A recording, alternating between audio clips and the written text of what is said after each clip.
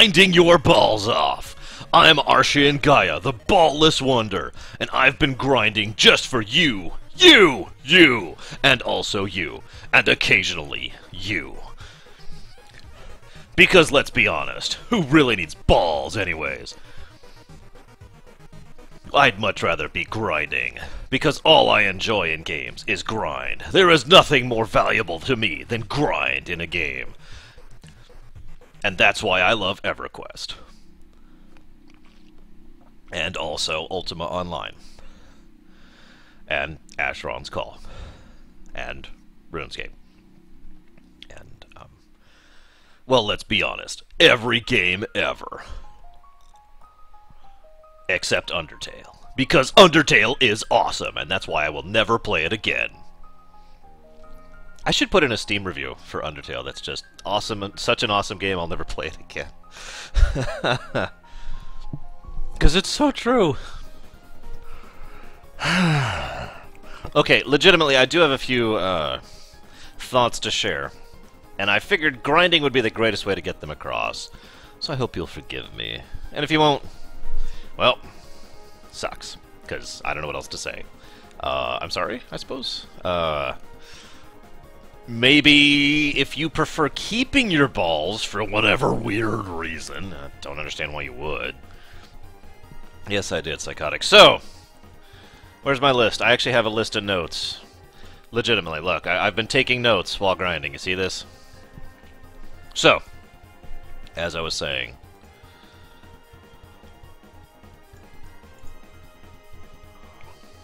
that's a good point, Samurai. Because you guys know I'm not being sarcastic at all. I mean it 100%. Okay, so let's talk about grind, okay? Grinding, I want to keep talking about this, especially since I've been grinding off camera a decent amount here. Javan made the point yesterday that some people want grind. Some people don't like their balls, and they really want to just shove them up against the grinder and see what happens after a few days. Okay, my tone is probably a little bit more snarky and acerbic than I intended to be. Because in the interests of honesty, there's nothing wrong with finding enjoyment out of something. With some exceptions, of course. If you enjoy sitting around, playing a game, doing mindless repetitive tasks over and over, you know what? There is actually genuinely nothing wrong with that. Really. I hate grind, okay? I am actually genuinely, legitimately against grind in video games, and I could give my reasons why, and I have. Let me define grind for those of you who haven't heard me define it. Grind is repetitive tasks that you don't enjoy. Whether you're grinding levels, or if you're grinding money, or if you're grinding, you know, crafting items, or items in general, or enemy kills, or whatever, that's grind. If you're just doing it because you want whatever the result is, and you're not enjoying the experience, and it's just, you're putting up with it, or whatever, that's grind, okay? Now, before we go into my reasons, let's talk a few other things about grind. First of all, grind is a little bit too... Yeah, sure, go for it, Casbringer. Grind is a little bit too, to be blunt, mandatory. That's my first and most powerful reason why I dislike grind so much, is because it has been such a mandatory feature of so many games across such a long period of time. Going all the way back to Final Fantasy I and Dragon Warrior on the NES, and as recently as modern MMOs and other more recent features in RPGs. I think Bravely Default is one of the only games recently that I've played, and Undertale, that had no mandatory grind at all and had some design philosophy that was anti-grind in them. Oh, the Genjuro dagger. Do not talk to me about that dagger, Psychotic. Just don't. Your name is suddenly appropriate. Anyways, grind should not be mandatory, in my opinion. Now, you guys know my design philosophy in a nutshell. Everything's optional, right? Now, I know that's not fully realistic. Oh, yeah, I've thought of that too, Chaosbringer. And that wouldn't surprise me that much, in all honesty. So, shrug. It's okay, Bregwin. It's okay. They were too big anyways. So, I'm in favor of optional design when it comes to game design philosophy. I'm in favor of you can do this, you can do this, you can do that. Now, I'm also, to make this clear, not advocating hiding behind optional as an excuse. Damn it, Pax. Now, what I mean by that is, too often developers will say, okay, here's the game, and you can play it, and it's fun. By the way, if you want to get ABC, you have to go do this ridiculously stupid thing, either incredibly grindy, or in the modern era, it's actually more common to put things like that behind a paywall. And the defense they'll use is, well, it's optional. No, that's not a defense, okay? You put something that is desirable behind something that is undesirable because you're a jackass. Either because you want to pad out the length of the game, because you're a slave to archaic design philosophy, or because you want more money. And all three of those make you wrong. So there's this grinder right here, and I want you to put your balls on. So in other words, I don't want to make it clear that, you know, optional is awesome and is an excuse. Okay, we're kind of more middle of the road here. Now, yeah, exactly, Samurai. My God, someone just mentioned FF8 in chat earlier. FF8 has a ridiculous amount of grind if you actually want to get the ultimate weapons. Kingdom Hearts has a ridiculous amount of grind. Well, not ridiculous, but a lot of grind. Tons and tons and tons of grind exists in games, and okay, so that's my first point. I just want to cut that one off. Second point, and you notice I specifically have the game muted right now. I am making a point here. I think that one of the biggest reasons that people in this, I included myself in this, by the way. I am calling myself on this out as well. People like me tend to endure grind better when we have something else to do. For example, something I used to do all the time, and still do to this day on some occasions, is I'll have something I'm watching on the other screen, either on the Surface or on the iPad or on the second monitor or whatever. And on the first screen, I'm just mindlessly running in circles, fighting, whatever, you know, grinding. I can endure that grinding better because I'm not actually paying attention to the grind, right? Some of you have actually called me out many times, and legitimately so, let me make this clear. You have told me I am a terrible gamer because I have refused to grind on camera. This is especially prevalent in the Final Fantasy Marathon, and in fact led to a new change in my philosophy when it came to streaming, where I basically would, from henceforth, cheat in games that required leveling or grinding or whatever, specifically so that I wouldn't do that on stream. Why? Because when I'm on stream grinding, it's not entertaining. It's not fun for me, and it's not fun for you. I'm just running around in a circle doing what I'm doing right now. The only reason I'm doing this right now is quite literally to make a point. That is the only reason I'm grinding on camera right now. This is grind, by the way. Running in a circle, fighting the same enemies over and over and over for a 1 in whatever chance of getting this to drop. Yep.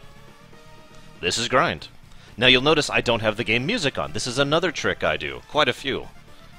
I will go ahead and have other music playing. I actually have entire playlists. My friend has a playlist called, and I quote, TEH space grind. And it's just a bunch of awesome music that helps you keep in the groove, so to speak. And you just play the music while you're running around grinding. Velt. Final Fantasy VI. Grindy as crap. You know? If you want to hit level 99 in Chrono Trigger, that is also grindy as crap. I did that off camera specifically so you guys wouldn't have to watch that garbage. You get my point? So in other words, my point is, a lot of people find grind more tolerable because they're doing something else, right? In fact, I was going to say, Samurai, I've actually heard some people say they will grind in games while listening to me. Because most of my features, my ruminations especially, are primarily audio, and the visual element is practically inconsequential. And so some people will listen to my stuff and go grind.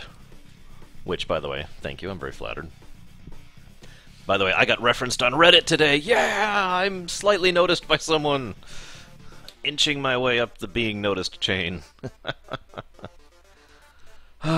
Yeah, so point being, that is something that is valid, and I want to make this absolutely clear. In similarity to what Javan said earlier, some people enjoy grind, and there's no problem with finding enjoyment from what from what ways you can. So, am I going to look down upon a gamer or an individual who does something else in order to try and make grind more tolerable or more enjoyable? Absolutely not. I understand completely. I do it myself all the time. I am literally doing it right now. I am listening to some awesome music and talking to you guys while I grind.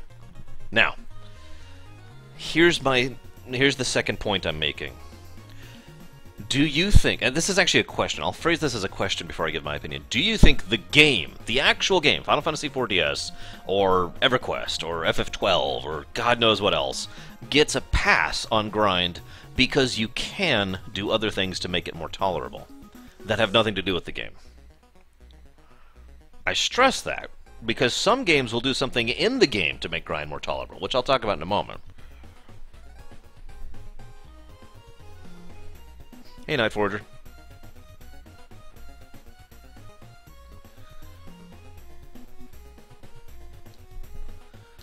You missed the big question.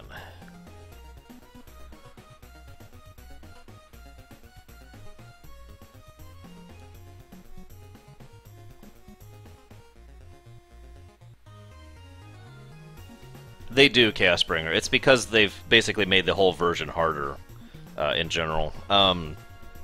My only advice for money is to not grind money at all that early. You're not going to get a decent amount of cash at all.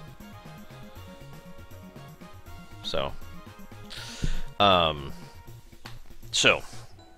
see several people agreeing with my reasoning. And yeah, I agree with Enigma. I want to stress this, guys. I love this game. I love Final Fantasy IV. It's an amazing game. I'm actually really enjoying replaying it. And the fact that the easy mode lowers the required amount of grind is awesome. But the hard mode and the SNES version, unless you're really good about knowing the tricks of the game and really relying on the low-level RNG tactics, you have to grind. It's part of the design of the game. And that is one of my biggest problems with grind. Like I said, mandatory grind. That the game is not doing anything to assist you with. Which brings me to the point I was going to make here. Some games actually do something to assist in grinding. Experience eggs in Final Fantasy VI. The experience booster in FF10-2. The experience booster, AP booster, and guild booster materials in FF7. You know, in other words, a way to make it not as bad. Actually, there's my favorite example, though. Yes, Aded, that is correct. My favorite example of trying to make grind more tolerable is actually from the Kingdom Hearts series, which, funnily enough, I discovered is actually worse than I thought it in previously. But anyways, yeah, exactly, Enigma. In Kingdom Hearts, there is a ability called Lucky Lucky. Lucky Lucky increases the drop rate of items by a decent amount. And Lucky Lucky is pretty much mandatory to do crafting, especially endgame crafting. It's not literally mandatory. It's just mandatory if you don't want to spend hundreds of hours grinding out pointless stupid stuff, right? So, okay, great. They've given us an ability to dodge a lot of grind in the game. That's fantastic. And this way we'll be able to craft. Okay, so how do we get this wonderful item to help us craft? Well, all we have to do is go grind and craft. And apparently fight a dog.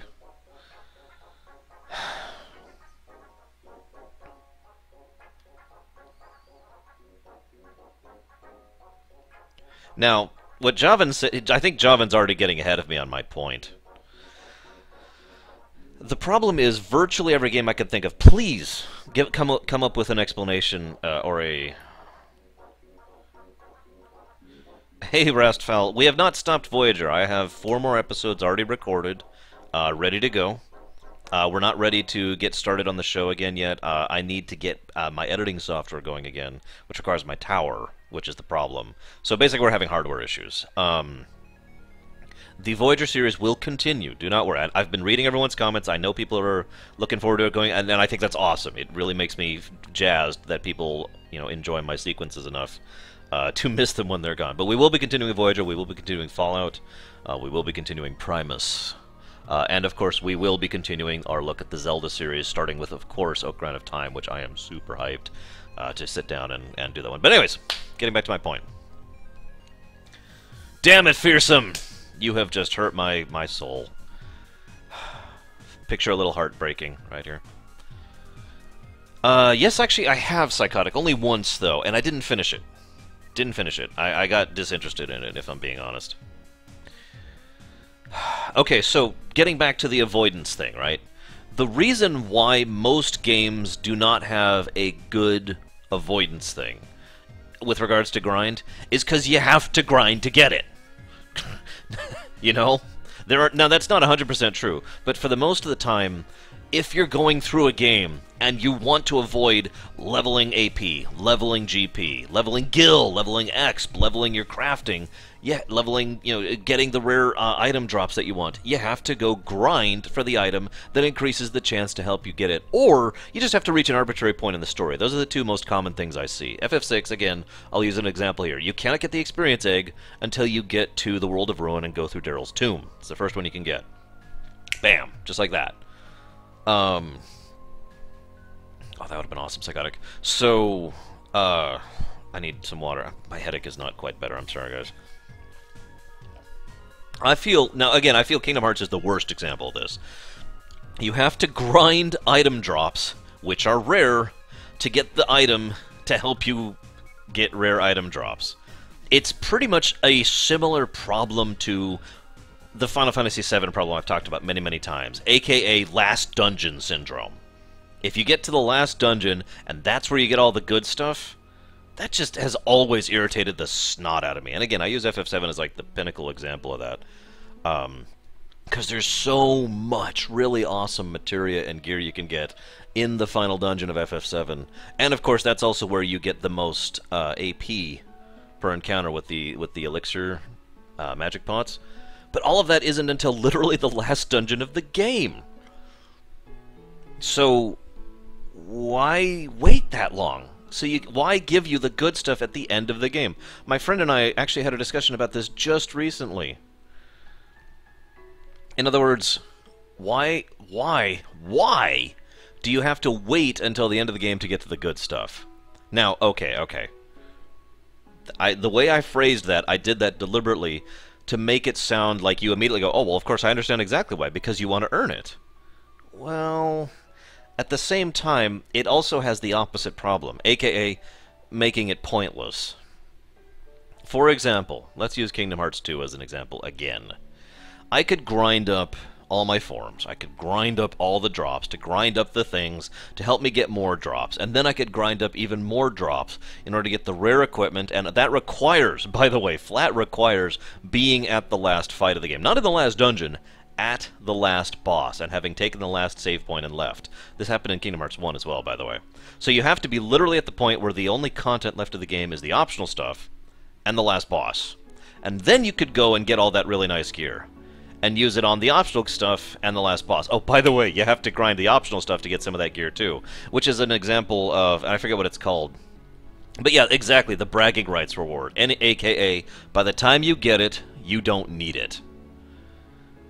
Now, maybe I am just weird. This could just be me, but for me, I like enjoying the fruits of my labor. It's one of the reasons I have been so in favor of New Game Plus for years. Because it's not because I want to face the game on easy mode. It's not because I want to just blaze through everything without trying. It's because I put a lot of effort and work into getting all this amazing stuff. I'd like to enjoy using it. I would like to actually go through and enjoy having this amazing item, or having this incredible power, or having whatever. Having this cool ability. You know? I would like to actually benefit from that. What the hell? Hang on, Pax has linked me something. I need to see what this is.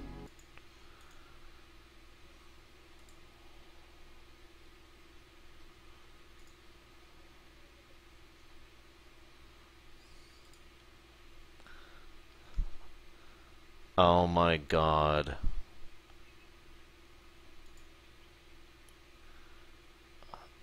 Oh my god.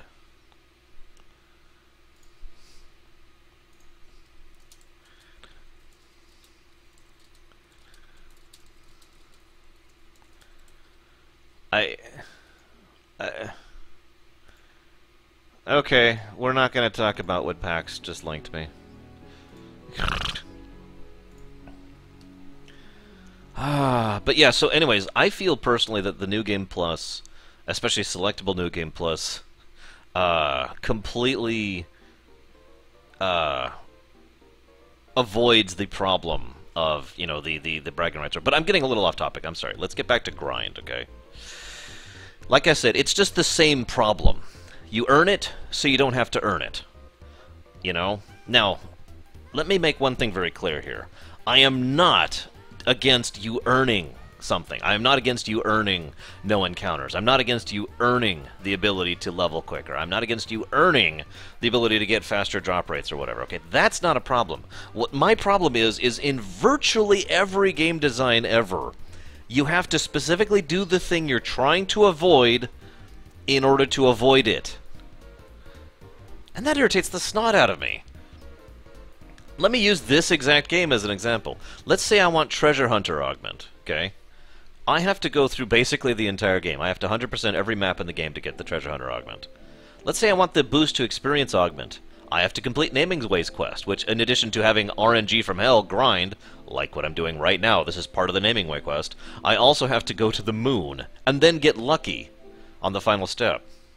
Let's say I want to go and have Gil Farmer. You know what Gil Farmer costs? 100,000 gil. It's literally a circumstance of having to do the thing you're trying to avoid in order to avoid it. And I just do not get that when it comes to game design. Now, not every game does that. So let's make that clear. Not every game does that. Some games put it behind actual challenges. Some games put it as to a certain point in whatever.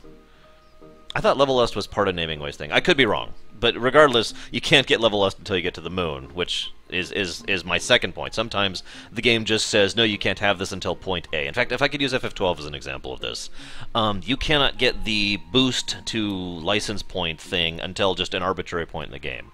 At which point there's just a vendor who sells it. Reach this point, then you could lower your amount of grind, and that's it. Now, as Jovan pointed out, like I said, he got there before I did. I do not personally think that putting in a way to avoid grind, or lessen grind in your game, is actually valid. Yeah, actually, Skyward Sword does have that problem pretty badly. You're absolutely right. I don't think that's a valid game design philosophy. Because you are pretty much... Someone get rid of that bot. Actually, I don't think I have any mods on right now. I'll do it. Go away. You're pretty much flat out saying, well, we could design the game better and put more effort into, you know, reducing the amount of required grind and balancing the game better. But we'd rather just put an optional thing into the game that you can do that for yourself to make you feel like you're earning it, you know. And again, I feel like that is just an artifact of old game design, and I feel like that's the main reason it's so common to the point of being mandatory in virtually every game, especially RPGs ever. Now, let's make one thing very clear. I've been hammering this point in for quite a while now. In fact, I was doing this my last time I was streaming, too. I just want to really make the point clear that this is, in my opinion, unacceptable game design. I gave it a negative to FF6 for the grind in that game. I don't think I actually gave a negative to Chrono Trigger, because Chrono Trigger is actually very anti-grind. It is very well balanced in its design. I have given it a negative to FF4 for this one. But I need to go to my notes now, because I know I'm going somewhere with this in specific. I don't even know. So yes. So then we have to get to the concept of fairness with regards to this kind of a thing. Okay? So some people would argue that there has to be some level of leveling in a game. Now, whether that is true or not, that's debatable. It is debatable. I'm not going to say it is right or wrong to have mandatory leveling in an RPG. I know that sounds weird, but if I could use what I consider to be the pinnacle example of this, Paper Mario, the first Paper Mario on the N64, is, in my opinion, one of the most well-designed leveling curves in the history of video gaming. If you go through that game and you fight everything in your way, you will be exactly the level you need to be for everything to be a challenge without being too easy, without being too hard. And there are not that many enemies in your way, so it never really reaches grind, and you're actively engaged during the combat because of the combat system of Paper Mario, so you can't just sit there and mash A. It is very anti-grindy. Now, if you... I don't mean anti-grindy, I mean it's like... it doesn't require a grind, basically. Hi, Busky. Like, you can go grind in Paper Mario. You shouldn't. But you can. You can also go through Paper Mario and avoid enemies, and you can make that work as long as you're really good at the combat. So in other words, good leveling curve, good design with enemies, not too many enemies, doesn't really reward you that much for grinding, and doesn't penalize you that much for not grinding. Honestly, I am amazed that Paper Mario is as good of a game as it is when it comes to the design philosophy of the leveling system. I really am. And I intend to be doing a review of it sometime in the future just to really dig into it. Now, of course, not every game can do this, because not every game uses Paper Mario's philosophy when it comes to statistics. If you don't know what I mean by that, Paper Mario specifically shrunk all the stats to make things much, much easier and simpler to balance.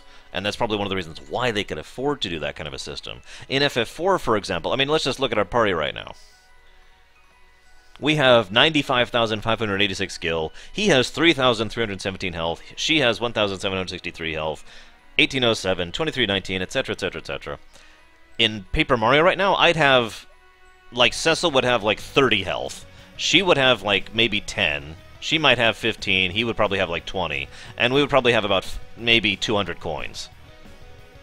When you shrink the numbers, it is much easier to balance things. It's one of the reasons I have championed that design philosophy for so long. It's one of the reasons why the national campaign uses shrunk numbers instead of realistic numbers.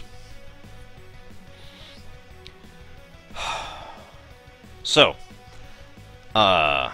again, if you think that leveling is mandatory in an RPG, that is debatable. I don't agree personally. I really don't. But I will also acquiesce that it is not absolutely correct that everything needs to be one or the other. I don't think it is automatically a bad thing to have leveling, mandatory leveling, I should say, in a game. Next point I want to make is a potential solution to this kind of a problem that I actually can't think of any game ever that has ever done this, except for Final Fantasy XII, which only did it halfway. Imagine if you just went off and started leveling. You know, you're just running in a circle leveling. And imagine if you're doing so, each step, like each combat you fight, gives you a little bit more experience than the last one. And then the next one gives you more experience than that one, and then the next one gives you more experience than that one. So you have an increasing rate of experience gain the longer you spend just plain leveling. And, you know, if you go to a town, or fight a boss, or have a plot event, that gets reset. Imagine if you're off fighting, trying to get item drops off of, you know, Heartless, to use the Kingdom Hearts example or whatever, or Flans, like I am. And they initially, you know, first time I kill a Flan, they have the 1 in 256 drop rate. And then they have a 1 in 128 drop rate, and then they have a 1 in 64 drop rate, and then they have a 1 in 32 drop rate. You get where I'm going with this. Each time you kill them, it gets incrementally more likely that you're going to get it, which removes some of the random element and gets rid of some of the grinding. At least theoretically, right? I need to read what Javan said, because it scrolled off my screen already. And you can apply this to virtually every aspect of that kind of a situation to make it, to have incremental increase to reduce mandatory grind in a game. Now, that being said, is this an ideal solution?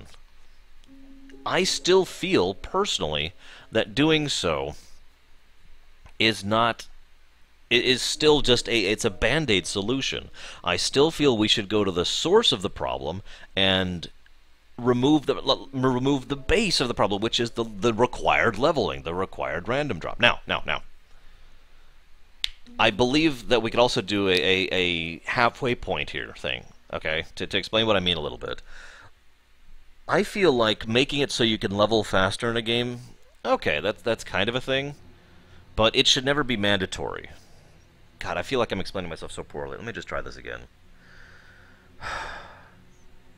If you're going to put something in your game to reduce the grind gating in your game, then you should just get rid of the grind gating. Okay, there. Let me just say that. It's apparently a Gula day right now. Now, I know that takes time, I know that takes effort, I know that takes some serious thought in putting into the design, but it's something that's doable. Again, I feel like increasing this rate of levels is unnecessary because you could just do it the reverse. You could just reduce the requirement of levels, and it would have the exact same effects from a design perspective, right? However, I am still okay with having an optional thing when you've already designed it like that, that makes it so that you can go and level more if you want to be over-leveled. How many of you out there are those kind of people who like to grind in RPGs? Well, I shouldn't say like to grind, but you like to be over-leveled in RPGs. You like to just mulch your way up, take your time, and really just bulldoze over everything in your way. I know at least 2 people personally who champion that philosophy. They actually prefer to be riding the gray line. Now me, I prefer to ride the orange line. That's actually what I enjoy.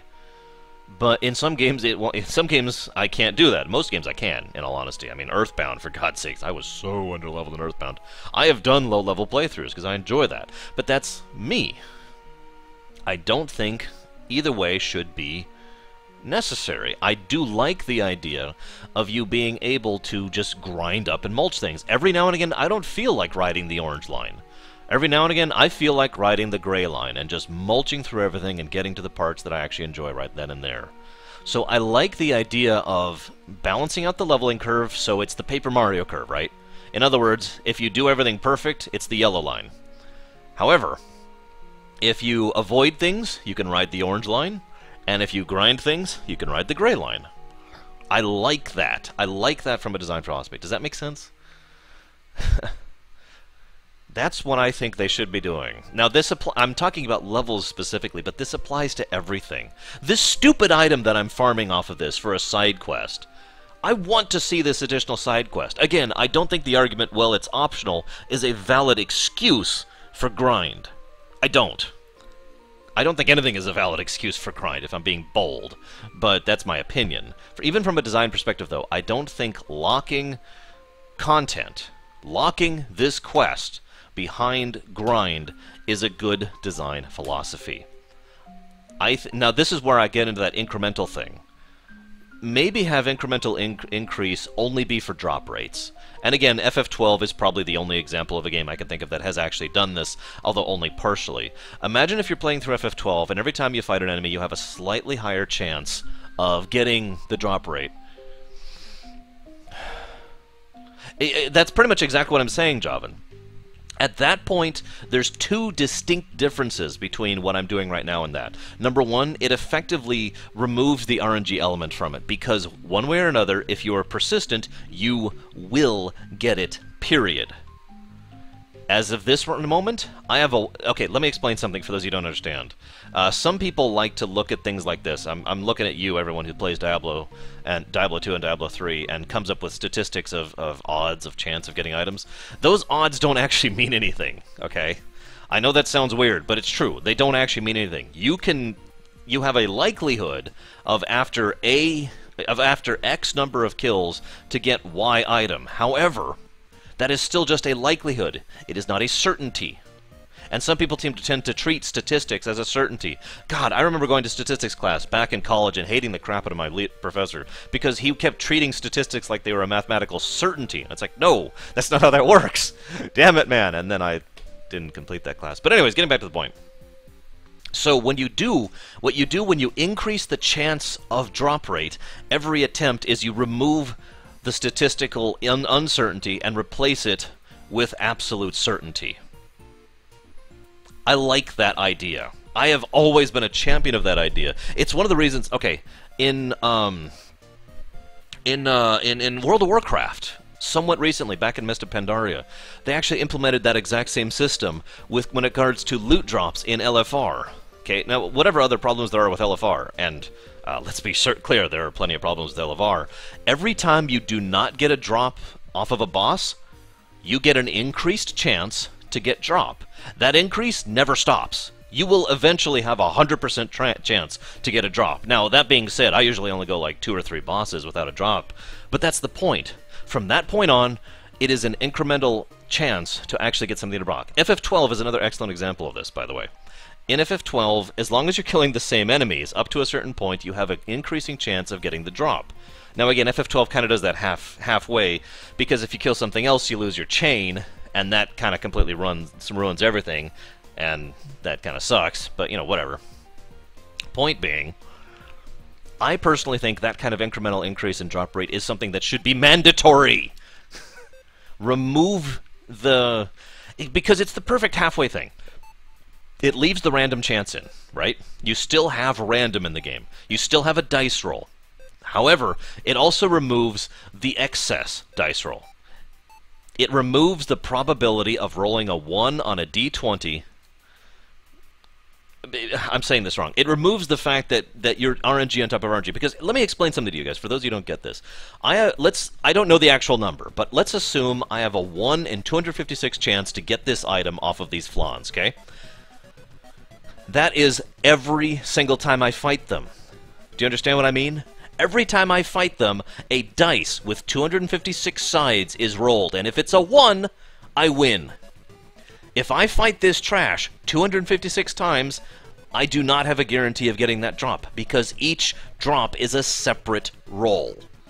And that's my problem with the random drop rate problem that exists so commonly in RPGs. Wow, I'm actually getting, like, sufficiently pissed off at this situation that I'm making my headache worse. I need to calm down for a second.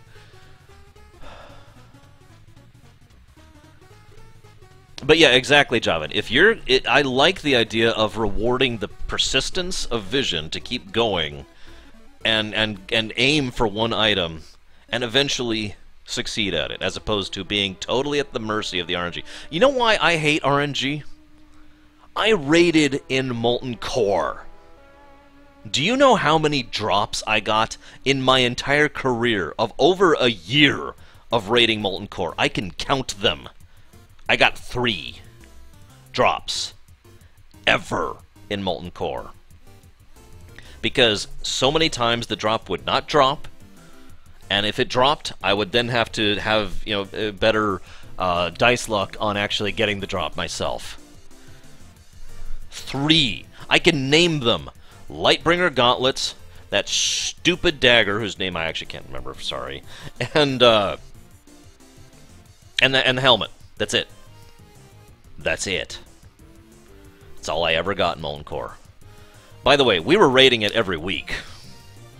That we kept raiding Molten Core even when we went on to like Blackwing Lair and whatnot in order to get fire resistance gear. Core Tooth, thank you, Psychotic. Yes, I got the Core Tooth. By the way, the Core Tooth was on a second character. That's 2 different characters. Raiding Molten Core. Yes, it is, Little Billy. So forgive me for getting all pissed off here. But I am very, very, very, very, very, very anti-grind. And a lot of that is because of the experiences I've had. But what I am even more against than grind is mandatory grind. I am against the fact... Okay, you remember... How many of you have watched my Molten Core... wow, words. How many of you watched my Final Fantasy Rumination series, where I went through just the whole series in the Rumination? Do you remember that? Anybody? Some of you? I think I talked about this on my marathon lore run as well. Yeah, exactly, Samurai. Okay, so for those of you who saw it, you may remember one of the things I railed against Final Fantasy for was the fact that certain aspects of the design of FF became mandatory. It was all of a sudden a restriction of, we have to change the system each time. We have to do this every time. There has to be this every time.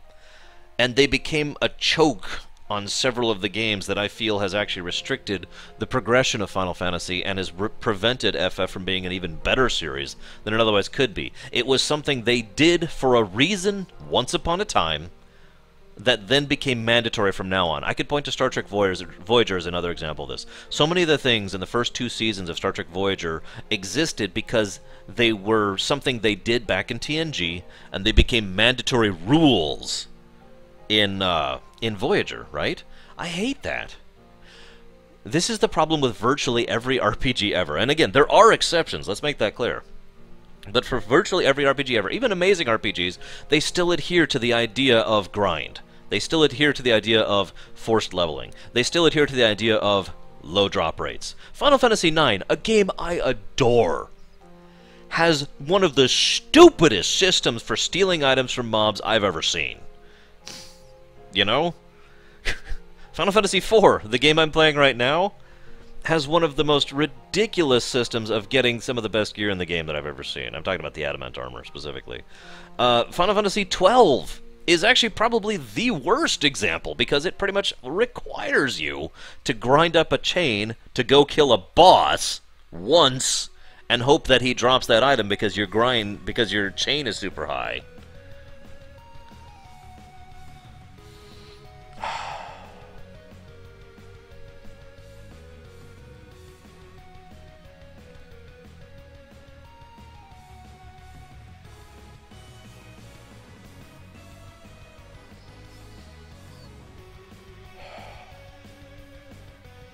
I need to read what Javan said earlier. I'm sorry, let me scroll way up. Hopefully it's still on the page. I'm looking for a paragraph from Javan. Shoot! Oh, there it is! It's like right at the top. When I say a game where I get better at something, doing it at grinding, because a lot of people say they hate that kind of game because of it. Then you ask them how they're playing it. They're grinding their games because they want to maximize before playing instead of doing so organically. Javan, do you mind giving me an example? Because I'm really stupid right now with this headache.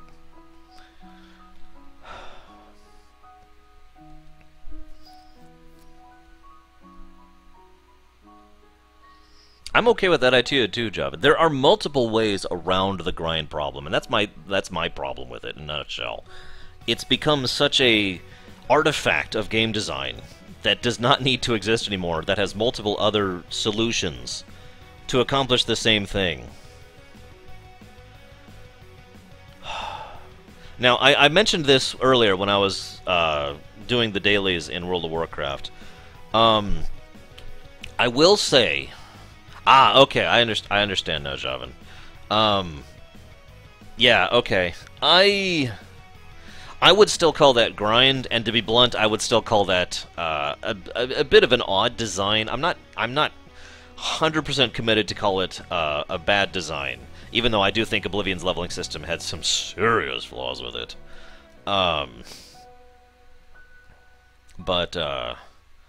Yeah, I do agree that's still a messed up situation. If you want to do that, I mean, that's your choice. Like I said, I am not interested in passing judgment on players. If you enjoy running around in a circle killing something, there really is nothing wrong with that. Really. If you enjoy having a television playing while you're running around... Oh, what's that stupid... Hang on, I need to look up a game really quick. There's a game out there that I don't like at all, but a lot of people do like, and this kind of makes my point for me. Give me just a moment, okay? Give me a moment. And that game is called... Dramatic Pause.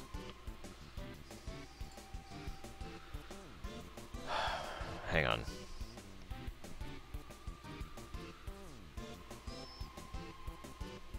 God, my head hurts.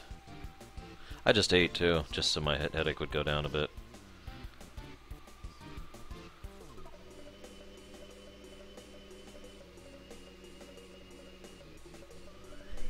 Oh, come on, what's the game? Hang on. I have very few things to go off of to look for this game. So I'm kind of having to follow the logic chain, you know what I mean? Some of you probably know what I mean.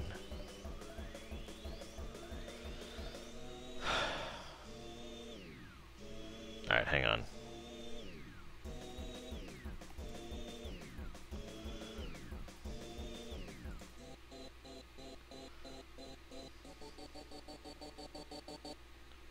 Haven and Hearth. Haven and Hearth is the name of the game.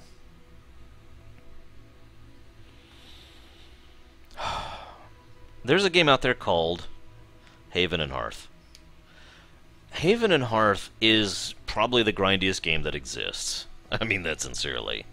It's designed to be. It is specifically the appeal and purpose of the game, is to be grind the game. You have to spend literally minutes doing some actions, or hours in some cases, doing single actions. And it's also hardcore mode. In other words, if you die, it's permadeath. Hey, Arsky. So, now, that game is a game that some people enjoy playing while doing other stuff.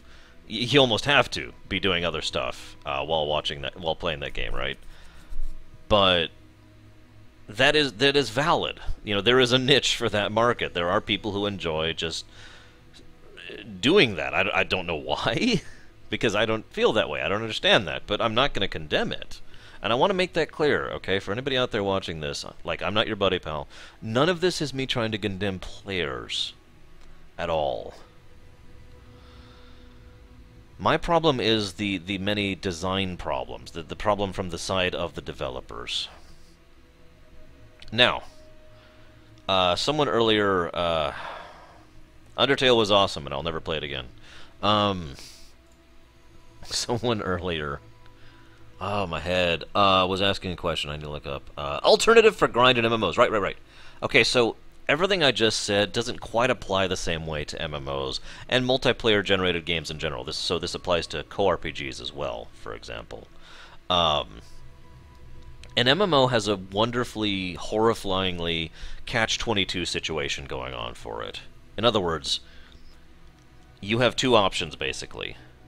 You can sit down and really put tons of work and effort and thought into making this amazing content for people to play through, and it's really well designed, and they enjoy it, and they love it, and then they're done. And then Tem shows up. Seriously, Tim, what the hell? I will not pay for your college education again, damn it. But they love the content, right? They love the content, and then they're done. They're bored. They have nothing else to do. What are they going to do? Well, they could go do it again. They could do it on alts. They could try to perfect it, do it quicker, have challenge modes, do speed runs, get additional gear to be ready for the next thing, you know, but you get my point, right? Well, what's the alternative? The alternative is to have either artificial or design time gating. In other words, literally not allow you to do all the content day of. WoW has been doing this for some time. By literally not allowing, like, they'll come out with the content piecemeal. So, for example, a raid comes out, and you can do the first wing the first week, and then the second wing the second week, and so forth and so on. Or doing the molten core effect and making it grindy as crap, and making you have to do all sorts of really time-extensive stuff that's really pretty boring and just not interesting, and grinding reps up and whatnot, just so you can gain access to it. Again, forcing the players to grind to make the content last longer. Neither of these are good options. Both of these are bad. They're just bad for different reasons, and they're bad for different people. Some people are okay with the first option. Some people are okay with what I like to call the Call of Duty effect. For those who don't know what I mean, Call of Duty 4, Modern Warfare 1, is an amazing game. It is also a 4-hour game. It is very short. There is virtually no additional content to it. It's just go through, and you literally can sit down in one session and play through the whole game, and bam, you're done with the whole game. But it is so much effort and work was put into making it a really good game. But then you have nothing else to do, right? And that doesn't work in an MMO, especially under a subscription model where you want people to stay subscribed. But also if you want them to stay invested in the game, even if you're doing a free-to-play model, you want more stuff for the players to do. You want them to keep playing so they can keep spending money on your game. The second option kills off interest, especially in a long-term example. Some people will simply stick to a thing because they keep sticking to a thing. I actually know a guy to this, not to this day, excuse me, that's a lie. As of 2 years ago, there's a gentleman who still played Ultima Online to this day. And by Ultima Online, and by played, what I mean is he would log in, Wow, just more Thames all over the place. He would log in, make sure he kept his house, grind up some money, and then leave. That's all he'd do. Now that is actually an example of the sunk cost fallacy. In other words, I've already put all this time and effort into a game that I don't enjoy anymore. I have to put more time and effort into it. That's one of the traps MMOs try to get people into, especially the older MMOs. But that's not what I'm talking about here. The other MMO philosophy is, it will basically... Yeah, exactly, Samurai. That is exactly the problem. The other MMO philosophy, the philosophy of artificially inducing grind and encouraging grind, what that does is it makes you get disinterested. You get tired of it after a while. You get worn out of it. You get just burnt out on it. You may... I know people to this day who actually still enjoy World of Warcraft. I don't want to listen to this song. There are people I know who enjoy World of Warcraft for all intents and purposes, and just don't want to play it because they're burnt out on it. Because old World of Warcraft was grindy as crap. And it was. And it involved a lot of just mulching your balls right up against the grinder and watching the blood splurt out.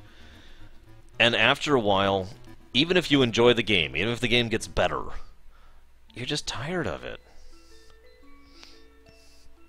You know? So what do you do in an MMO? Do you risk losing your audience because they have nothing to do? Or do you risk losing your audience because they're tired of your game? Because they're burnt out on it? Now, I do believe there is actually another option to that, and it's tricky, and it's dangerous, and it's risky, and it's one of the reasons why I don't think it's ever been done, especially since MMO design is a little bit weird. But I don't want to get too much into that. I just wanted to discuss that in brief here. There is one other problem with grind, and I only want to talk about this briefly. Free-to-play, freemium, pay-to-win, get rid of that bot, and thank you, and pay-to-wait. I think I'm actually missing another one, but all of those financial models all exemplify grind. Virtually all of them, I should say. In other words, if you want to make your castle the greatest, if you want to dig out your dungeon, if you want to be able to keep playing at your puzzle game or whatever, you can either grind your face off or pay money. And I get it. I get the idea that you're designing a game around the mentality of making money. I do understand that. But I mention that because maybe this is just me, but I feel like that mentality of we're making games to make money has shifted a little bit more towards the primary thought process. In all games, not just free-to-play games. And it's, again, I feel one of the reasons why the debacles of DLC and season passes and buggy-ass release games and all that fun stuff is such a problem in modern games. I mean, for God's sakes, we were just talking today about Battlefront. It's a shame John wasn't here for this, because he had all the details in that one. But basically, Battlefront is coming out, and it's missing pieces. It is effectively a piece of game rather than a whole game, which they are going to fix later on with content patches and with paid updates and whatnot. For God's sakes, there's a video I watched today from Jim Sterling about Payday 2 and the idea of paying for the guns and paying for and getting those damn safes. That's psychological warfare, if I could be blunt. It is literally psychological warfare to give the player things that they can't use unless they pay money. That's ridiculous, if I could be blunt. In fact, it's flat out stupid.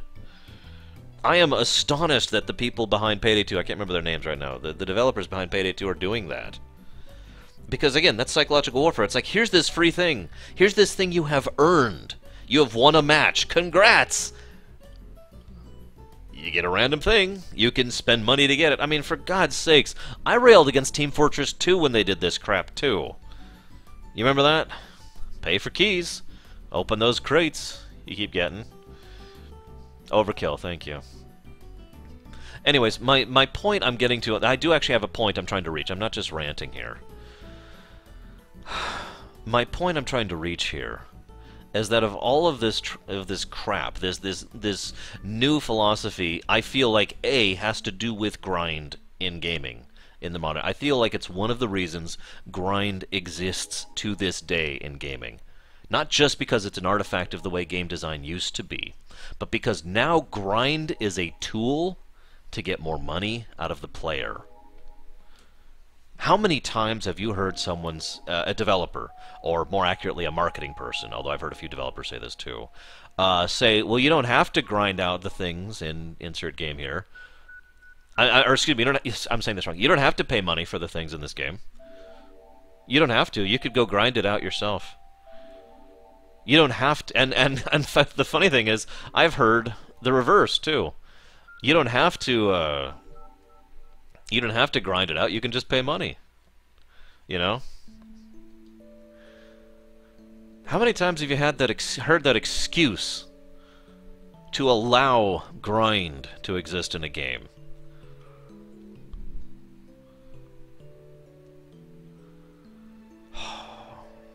See, I would actually argue very strongly that that is not grinding, Javan.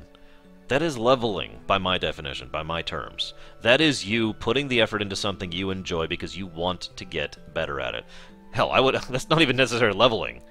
I'm just using a technical term. That is practice. How many times do I replay Super Metroid for my speedrun? I enjoy that. That's not grind. But I am doing it because I want to practice. I want to get better at the game. I enjoy getting better at the game. You know? Anyways, moving on. But yeah, I have heard so many games, so many marketers, so many developers saying, "Oh, you don't have to." If I could be blunt, it is one of the only things it's one of two things I don't like about Hearthstone, and I defend Hearthstone. But the fact of the matter is, in Hearthstone, you really do have to spend money on it. If you want to just grind face into Hearthstone, you can. But I feel like they make that grind a little bit too hard. The leveling in Heroes of the Storm is much more reasonable. And then they encourage you to spend money on cosmetic stuff. I'm just playing on Steam, Zidouche. This is not an emulator. This is the Steam version. But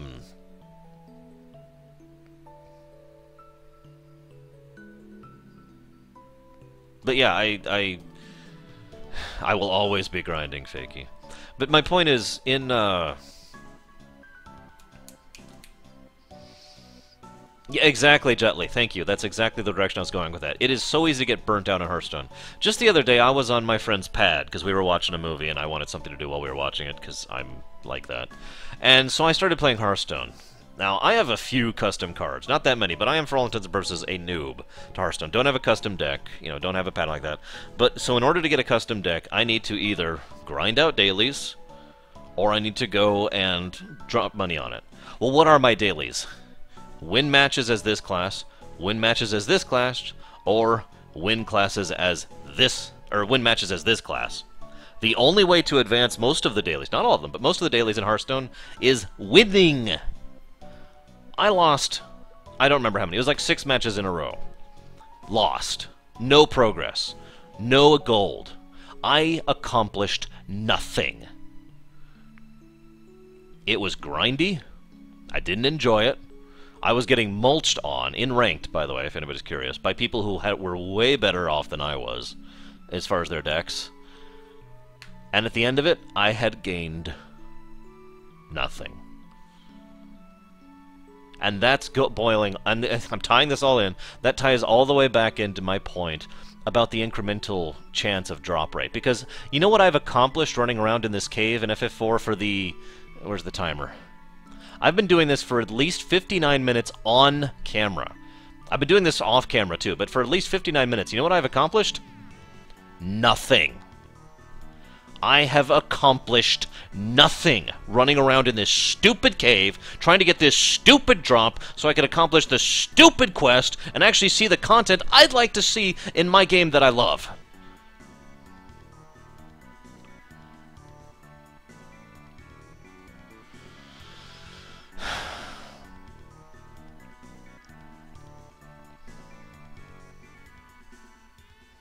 Probably fakey. I am mad. I am genuinely upset. This is exactly what I was talking about. Proven. And I was hoping that I would get the drop just so I could at least have accomplished something here. But no. I have wasted my time.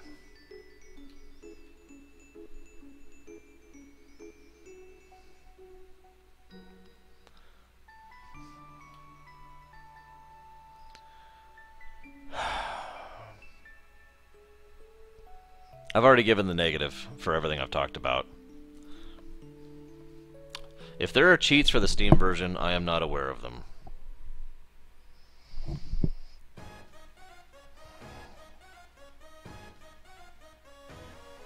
Yeah, I would agree with that, Jetly, which is one of the reasons I'm against grind. That's actually a good definition of grind.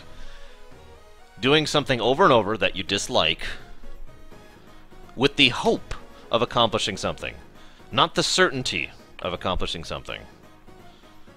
Alright, we're going to go ahead, now that we're back to the game, we're going to go ahead and unmute the game here. Whoa, that's loud.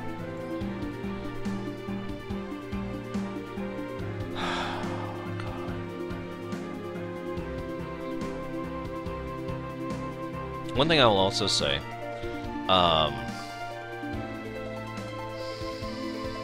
some people defend older games, especially ones like this. Whoops, mixer's still up. Because they say, well, if you know the game well enough, you don't need to cheat. And that's true. Or, not cheats, I'm using the wrong word. You don't need to grind. If you know FF6 really well, you can beat FF6 at level 9. I've done that. That's my personal record. Level 9, beating FF6. I didn't like After Years, by the way, personally. I really, really did not like it. Words. I already got Sylph. God, my head hurts. I have heard some people defend that because, you know, like FF5 is another example. I myself caught flack for that. People are like, well, you didn't have to go level. You could have done this and this and that. Yes, that's true. That is absolutely true. I didn't know the game well enough to do that. I was not cognizant of the fact that I could game the system and work through the game with sufficient knowledge and experience with it in order to do that. I myself know FF6 like the back of my hand. I could play FF6 at a ridiculously low level and literally never grind in it ever. But that's because I know FF6. Do you know FF6? Does someone who has just started playing FF6 know that? You know what I mean? So I don't think that is a valid defense from a game design perspective. Now, we have a problem. I just accidentally dropped my controller and disconnected it. So I need to save and restart the game in order to get it to acknowledge the controller. If I can remember what the keys are for the keyboard. Okay, that's the menu. There we go. Save. And that was a long freaking time. That's all I'm going to say about that.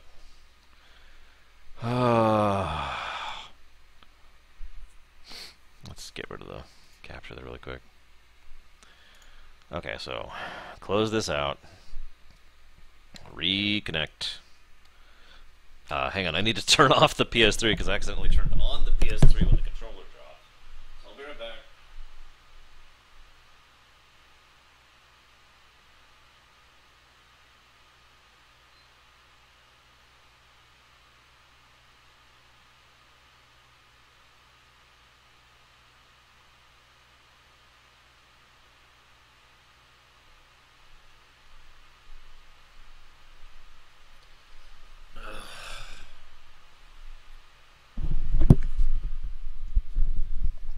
And yeah, I'm rather fond of this wallpaper.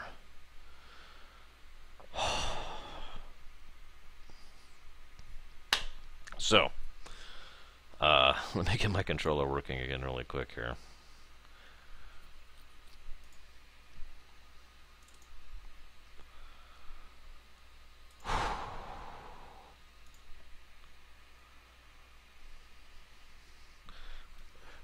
Hello, Baronessa.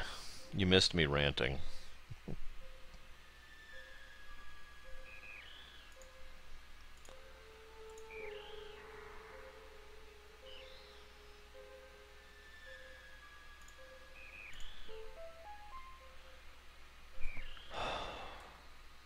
And having a headache.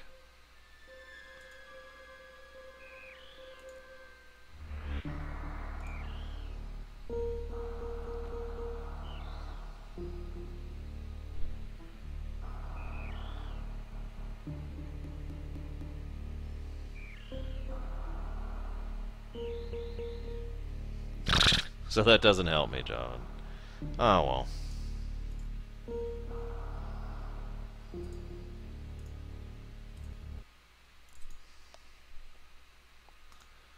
Yes, I use Super Metroid to calibrate my controller. What do you want from me?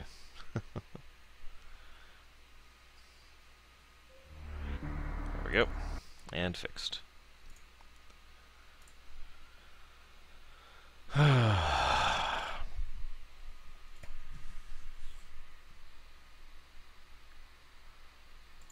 Okay, back into it. So, we're giving another negative to gameplay, after I've given some thought about it. And the negative is putting content behind a grind wall. I feel like I have thoroughly explained why I feel that is a negative, and therefore do not need to explain any further. And goodbye forever, Eros. Okay.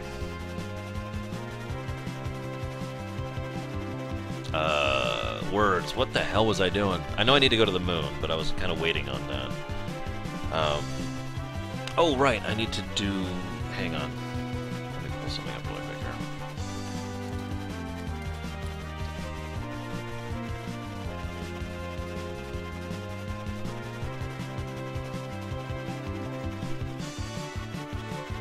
Yes, we finished, and we did not get the item, Grey Wolf. Which, again, proves my point earlier about the non-guaranteed drop rate thing.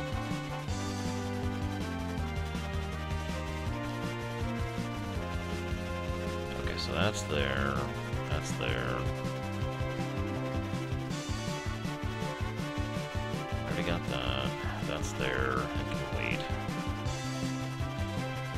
That we will never do, because we've given up on the naming way quest forever.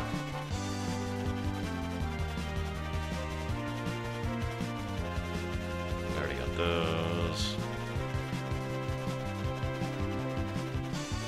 Aha! There is something I forgot I was going to do. By the way, rainbow pudding's a real thing. For anybody curious. Yeah, the funny thing is, what I am doing is effectively the best method to get rainbow pudding now. The alternative solution is to get into literally the last dungeon of the entire game and go grind the princesses who have the best drop rate. Which, as I've said before, is not valid. If you have to go into the end dungeon of the game to get something, no. Now, let's talk about something else design philosophy-wise. I've argued many, many times against putting the best stuff in the endgame dungeon. Well, what's the alternative? Like, honest question, because, you know, at that point, well, what do you get in the endgame dungeon if you're not going to get, you know, something worth a damn? That being said, and I hate to say this, but, I mean, why does there need to actually be a benefit within the endgame dungeon, game-wise or stat-wise? Why does there need to be something... Yeah, I saw it, Job, and I'll look at... I already have the link up, I'll look at it in a minute. Why does there have to... What's the benefit... Why does there have to be a benefit at all? Now, there can be benefits, as Little Billy points out. You could put lore in the last dungeon, have exposition, have storytelling. Final Fantasy IX actually did that, although it also had loot, but, you know, whatever. Another thing you can do is you could have New Game Plus, and make it so that that gear you get in the endgame dungeon will still be useful, because you'll have a New Game Plus, right? Makes sense? I actually can't think of anything else off the top of my head, but my point is, it is something worth discussing. It is something that, from a designer perspective, you need to think about and say, well, okay, what am I gonna do to make this worthwhile? Going through the last dungeon, other than, you know, beating the game.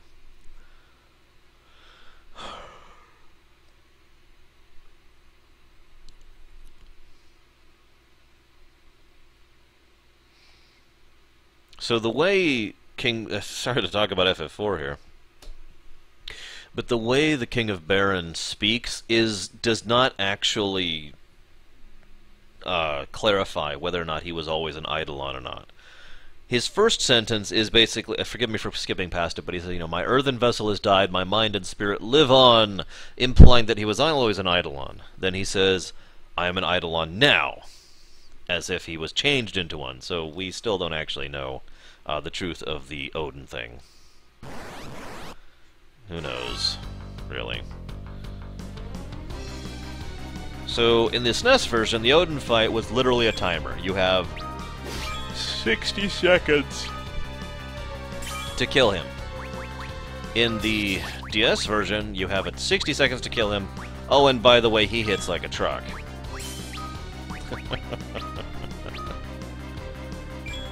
So, this is a fun fight. I'll go and blow a Fuma on him.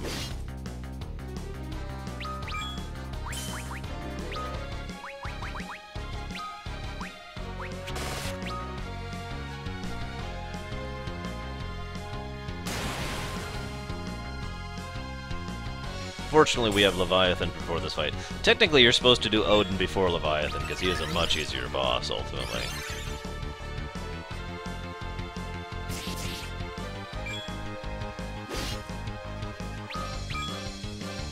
Yes, you could, Jutley, that is correct. If you come here with Kain, it is the only way that I'm aware of to break the 60-minute limit. Because after... or 60 minutes, excuse me. Wow, that'd be boring. 60 seconds. No, he had a timer in the SNES one, Chaosbringer. 60 seconds. He would just stand there doing absolutely nothing. And then, if you didn't kill him in 60 seconds, he'd do an attack that just one-shot you. And you could violate that. You could bypass that. With...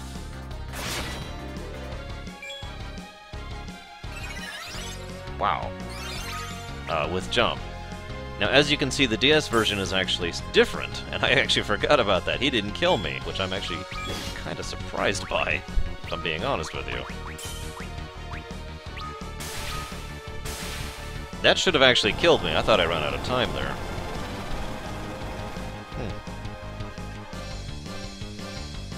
I'll have to look that up, because I remember the SNES version. Then again, in the SNES version, he may have just done a ton of damage, too, and that's why it always killed me. Here, I'll look it up really quick. Oh yeah, by the way, you can steal an augment from him, which I didn't do. The augment you steal from him is Darkness, as in the ability that Cecil could use as a Dark Knight early on.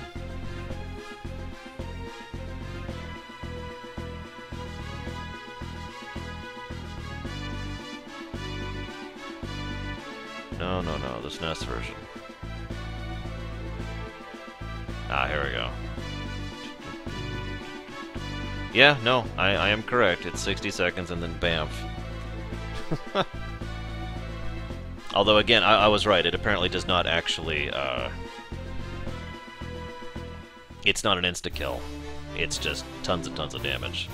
Like it just was.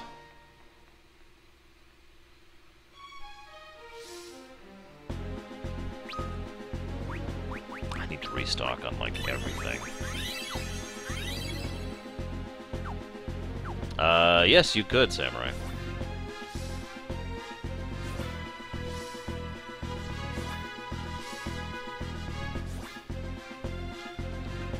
I wonder what Kain says after you do that. Oh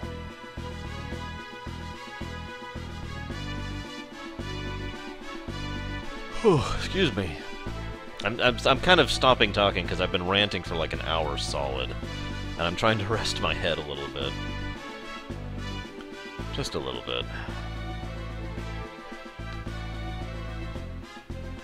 Looks like I could get a few other augments, but I'd rather have Ink Nun before I do that, so... By the way, some people ask why I call it Enknun to this day. A, because I've played MMOs, and in Ventrilo you tend to truncate sentences, you know, ink, for example. B, it's probably one of the best ways to get across the idea quickly and easily, even though it came from FF8, although I think they called it that in FF10 too as well. It really is very descriptive. Encounters, none. You know, no encounters. Even though the Moogle Charm, I believe, was the first actual implementation of that, saying, I can't wait till I get the Moogle Charm, just doesn't really have the same ring to it, does it? Hey Scott, DJ, what's up? Welcome to Arsh Has a Headache, starring Arsh, who has a headache. Really keep wishing it would go away. Hate cluster headaches. You know why I hate cluster headaches? Because you can't lay down to recover from them. Like you can normal headaches. For those of you not aware, cluster headaches get much, much worse when you're laying down. I actually was woken up today because I was in so much pain from laying down for the cluster headache. I'm sorry, I'm not going for sympathy points, I'm just explaining why I haven't bothered to go and rest to feel better. Because I can't. Okay, so we've gotten Odin, we've gotten Levia, we've gotten Ashura. We could get some augments, but I'd rather have Enknun first. So, yeah, let's go get the Lunar Whale. Oh, wait! No. First, just in case, I want to see if Excalibur's there. I'm told there's like a way to get it in the DS version before going to the moon. And that would be awesome, if true. I'd really love to have Excalibur now, because if I'm not mistaken, it is the second best sword in the game in this version. Only surpassed by the Ragnarok, which you don't get until the last dungeon, because of course you get the best gear in the last dungeon.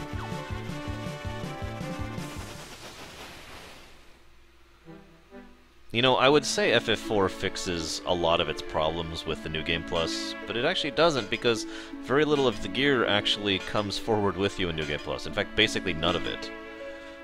Just the tails and adamant armor and the apples and drops. That's it. That's all that goes forward with you into New Game Plus. Everything else doesn't. And of course, as we've already said, it's limited New Game Plus in terms of how many times you can New Game Plus, in addition to the fact that it's a limited New Game Plus in the to the extent that you can only carry forward so much stuff. Which is why we gave both a plus and a minus to the New Game Plus earlier.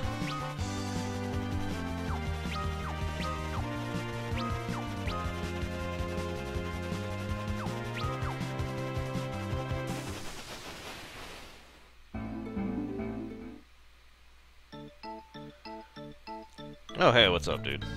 What's up, Elder? Oh, wait, I have to only do that voice for Edge. And I don't think I could do it with my headache right now. I'm sorry, guys. For those of you who missed it the last time, here's the prophecy. Again.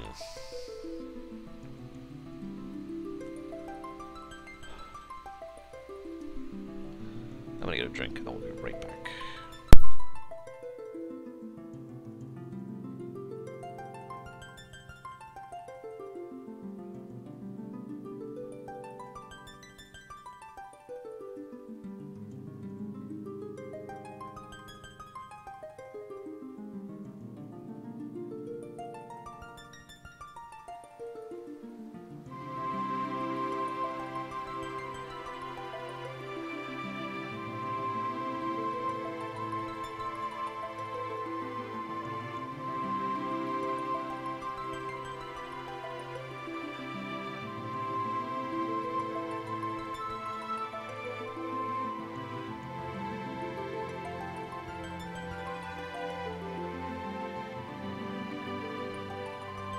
I always like to give pluses for situations where the game bothers to make graphics for one scene. You know what I mean? Prophecy must be made reality.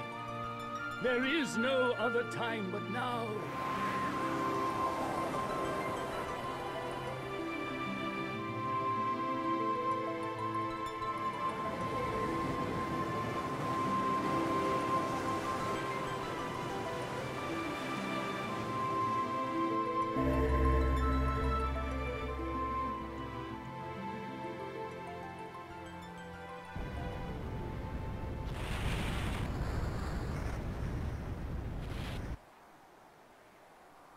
Behold, my children, she has heard our prayers.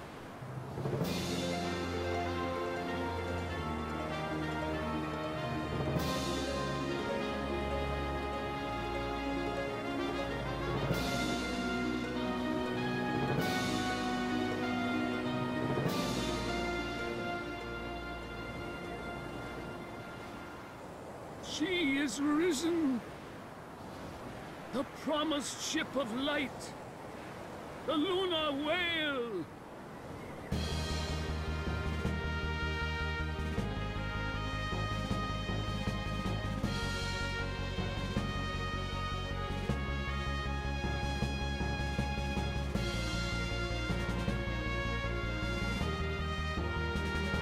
I know I keep saying this, but I prefer the SNES version of this song to the DS version. That being said, that section gets a definite plus to graphics. Anytime you go out of your way to make graphics, like make a model or make a texture or whatever, that only plays for one scene to help emphasize the scene, that's a plus in my opinion. Similarly, I really like that drawn shot that they just showed, the painted shot, where you got to see the lunar whale out there. I would also like to say that this, I really like that in the DS version, for the first time we really have a good idea of what the lunar whale actually looks like. I don't know how many of you guys played the SNES version and were like, what the hell am I flying around in? But as you can see, it really looks much more like an actual ship here. In fact, well, I'm not going to get into it just yet, but I mean, look at that thing. It's actually kind of cool looking in the DS version. And it gets across the idea of a transport, which I like the idea that this super advanced mega ship is nothing more than a cargo vessel. In fact, actually, I believe the better explanation for what this ship is this is a shuttlecraft to the Lunarians. Remember, this is the ship that Kluya came down in and then parked here. So... and where did he park his shuttle? Under the freaking ocean. I hate to keep bashing the point in, but the point is made over and over and over that the Lunarians are really damned advanced. Oh, by the way, nice touch for the DS version alone. This is a robotic Big Chocobo.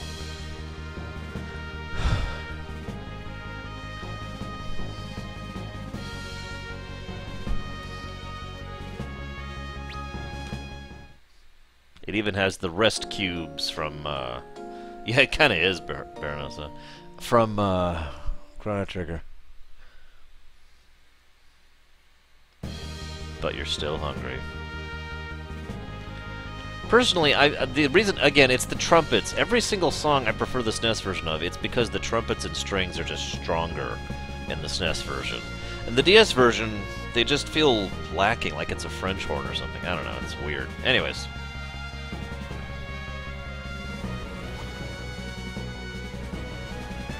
So, Lunar Whale. Wah, wah, wah. Good night, Kureza. Wah, wah, wah.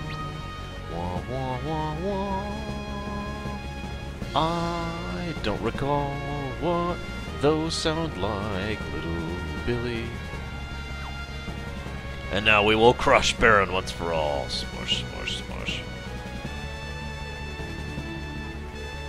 There are a couple versions I prefer the DS version on before anybody just accuses me of pure nostalgia goggles, but not many. I'll be honest.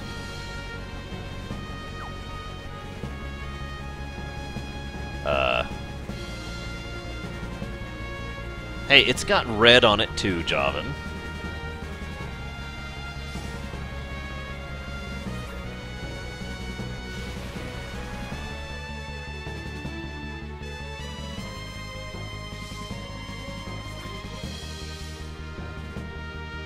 Oh, also, the implication is made very, very strong in the DS version. It still isn't stated outright.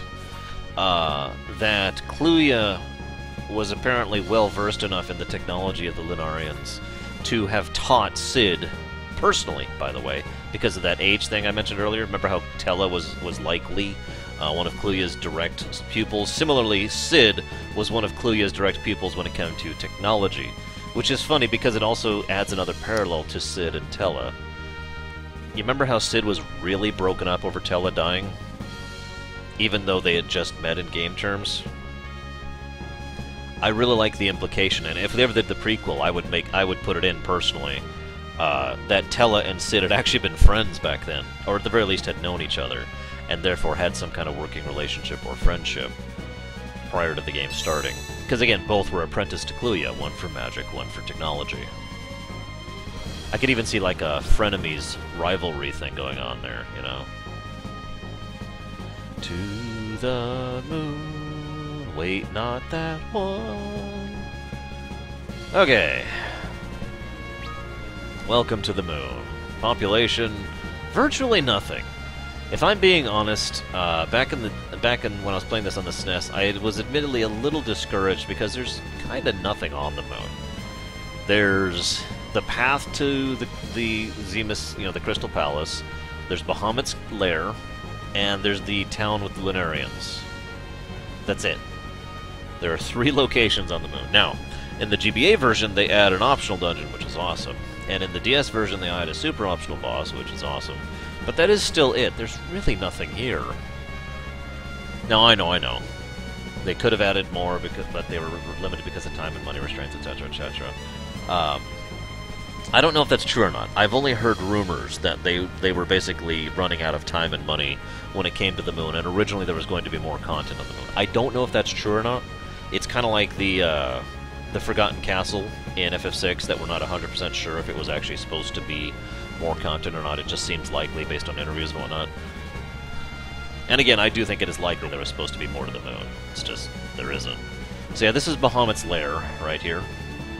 I don't think we're actually ready for Bahamut's lair, if I'm being wholly honest. What we are ready for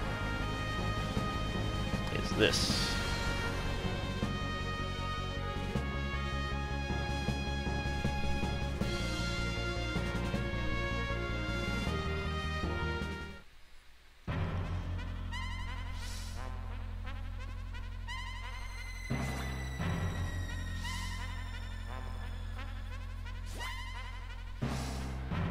Me too, Enigma. Me too. I do like how the dialogue here... Oh, this is a nice one, by the way. Edge. From way out here, our planet looks perfectly round. Now, I just feel like pointing out that people knew that the Earth was round a really, really, really long time ago. Well before Columbus's time. I point that out because that means Edge is an idiot! Ladies and gentlemen, Edge is a moron. I present my proof.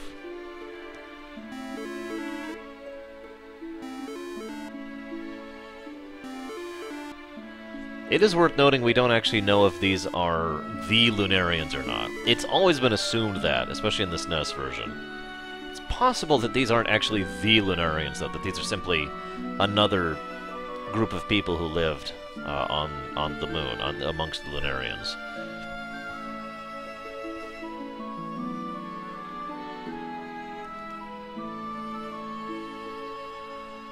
So, who knows?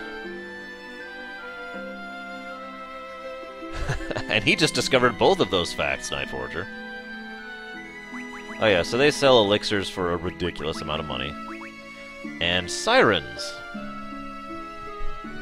There's stuff I could talk about with sirens, but... Actually, the moon does have a breathable atmosphere. Remember, this is an artificial moon. It's actually not a moon at all. It's a space station. Seriously, it literally is a space station. It is a flying... It's actually more like a spaceship, if I'm being wholly honest. With all the amenities you would imagine from that. I think it's time to max out our Phoenix Downs. We've been waiting on that one for a while now. Yeah, Siren's basically instant encounter. You just use the item and bamf. I used a lot of those on the Pink Princesses, and then I ran out, and then I just kept running around like an idiot.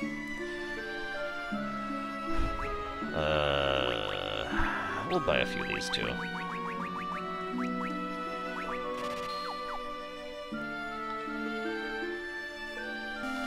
Actually, I don't think it has an exhaust port. So there's Level Lust, which we are going to equip. On Rosa, maybe? Yeah, we'll put it... Oh, wait. We need to give it to her first.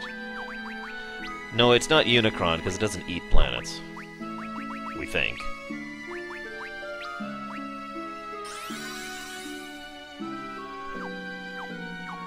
I'm pretty sure Death Star would win if it gets the shot off first.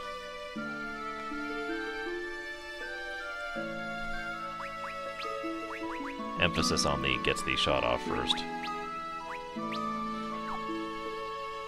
So now we have Level Lust, aka boosted experience.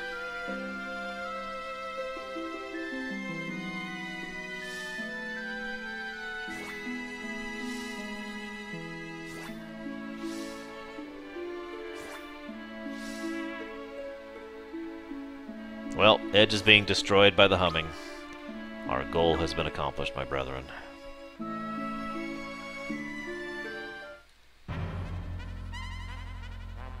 That is true, Night Forager. Someone get... Well, okay, someone got it. Yay! Care Bear versus the Death Star. One Care Bear? That might be kind of hard to hit. Okay, so that's one of the two things. The second thing is actually right here, which is where we're actually going, the Crystalline Palace. Now, let's talk about the Lunarians really quick here. Yes, well, these ones are Brayman. Like I said, we don't know if those are what all the Lunarians look like, because we know for a fact there are 3 Lunarians who don't look anything like that. Cluya, Fusaya, and Zemus. Also, Cluya was genetically compatible with a human woman and produced 2 children, Golbez and Cecil. By the way, spoiler alert. So, having said that, it would make logical sense to assume that the Mughals here, because I honestly do think these are, for all intents and purposes, Mughals. Mughals had already been introduced to the series at this point in history. They were back in FF3. I do think that the Mughals are not the Lunarians that I keep referring to as the Lunarians. Now, the Lunarians themselves, let's look at a couple of facts here while we're traversing the landscape here. First of all, they had some great disaster on their planet forever ago, like a fairly long time ago. Knowing typical fantasy writers, it was probably 100 billion trillion gillion years ago. If I was writing it, it would probably be closer to about 2 centuries ago, because I have an understanding of time. Anyways, so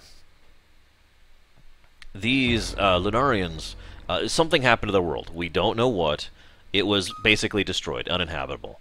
And so they built this ship, which is the moon, you know, the spaceship, as I said earlier, in order to travel through space in order to find another planet to settle on and try to start over. They found this planet, the Blue Planet, as they all refer to it as, aka the world of Final Fantasy IV, or Final Fantasy II if you feel like counting that in. They looked at it and said, sweet! But, man, these people are super unadvanced. And it's emphasized, as I've said again, over and over and over, it is emphasized just how ridiculously advanced in terms of technological capacity, prowess, knowledge, strength, industrial capacity, and everything else that the Lunarians are. Their ability with technology and magic is through the roof. And it is heavily emphasized that most of the really advanced Lunarian stuff is actually Magitech. The Giant of Bab-Il and the Tower of Bab-Il being the 2 most prevalent examples of that right off the top of my head, although it is hinted that the Lunar Whale is a Magitech thing as well. And yeah, these people had functional spaceships that could casually travel through space. Casual space travel being very different from space travel capable. Anyways, hey, Cecil's dead. I may have to switch up my auto battle. So, we know that. We know they were stupidly advanced. We know they built the moon. We know they came here and they said, let's hold back for a while. We know that Zemus said no. Zemus wanted to just go ahead and conquer the New World and just rule over it. The rest of the Lunarians did not think that was a good idea. They ended up sealing him away as a result of this. And again, I'm just speaking of facts, by the way, that we know. So they end up sealing him away.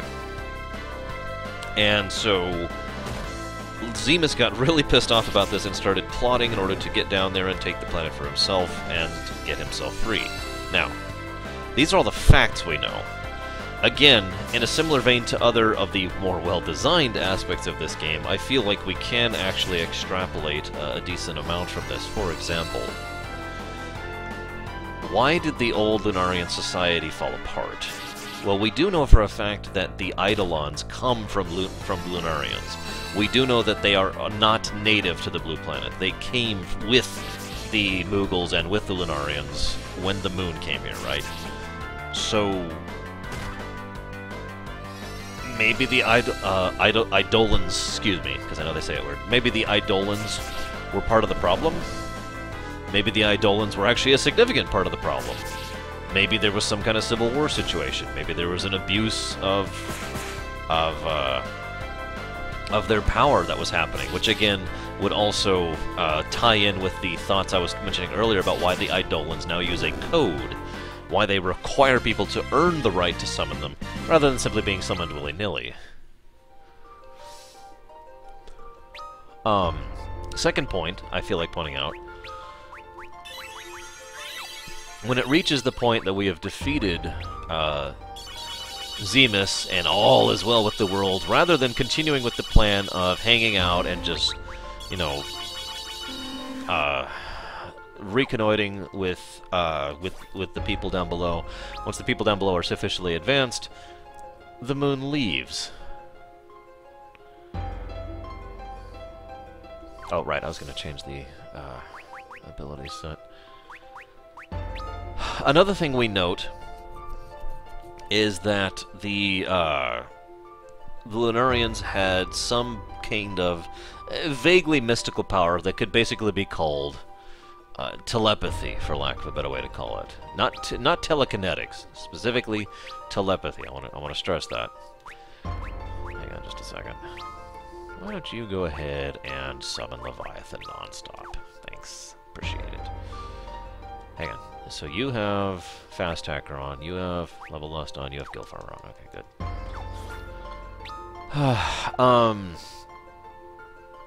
God, I have so lost my train of thought. I'm sorry, guys. The point I'm trying to reach here is there's a lot of ways you could assemble the puzzle of the Lunarians. I think we have a clear example of a formerly decadent society that only a few people have survived from. That Zemus was either a major leader of, or was the actually leader of the society that managed to endure to this point in time, and is the kind of person who wants to go down and settle the planet and take over it for their own good. Now, that still makes him evil, let me make that clear. Probably Sebo. Which is funny, because ninjas were actually pretty damn strong in FF3, but anyways. And not, I don't mean just the throws. Anyways, so that Zemus was probably at least moderately well-intentioned to begin with. Pragmatic, evil, but still well-intentioned. He was just interested in taking care of his people, right? He pulled an Arthas, in other words, if you're following me. And so to him, the sacrifice of these aliens was completely worth it in order to ensure that his people would survive and thrive. And then his own people disagreed with him on that, which would lead to a sort of a civil war situation. And again, I feel like Fusoya and Kluya, being two of the major opponents to his plan, is something that we can pretty much call as writ and truth at this point in time. I'm not actually sure, Enigma. I have not looked into it. I probably should. I also feel another thing we could extrapolate from this entire section is that for all their advanced technology and ability and whatnot, the Lunarians were very, very lacking when it came to certain aspects of society. And again, that's a very typical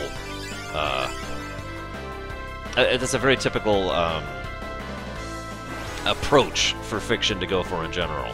You know, the advanced, amazing alien race is super powerful, but does not have the heart or the soul or the uniqueness or whatever that humans do.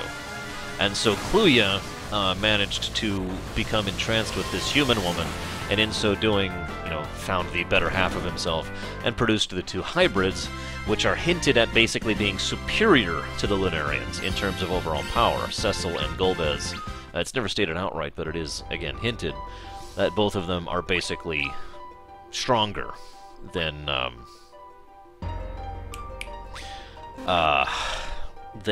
you know, Fusoya, for example.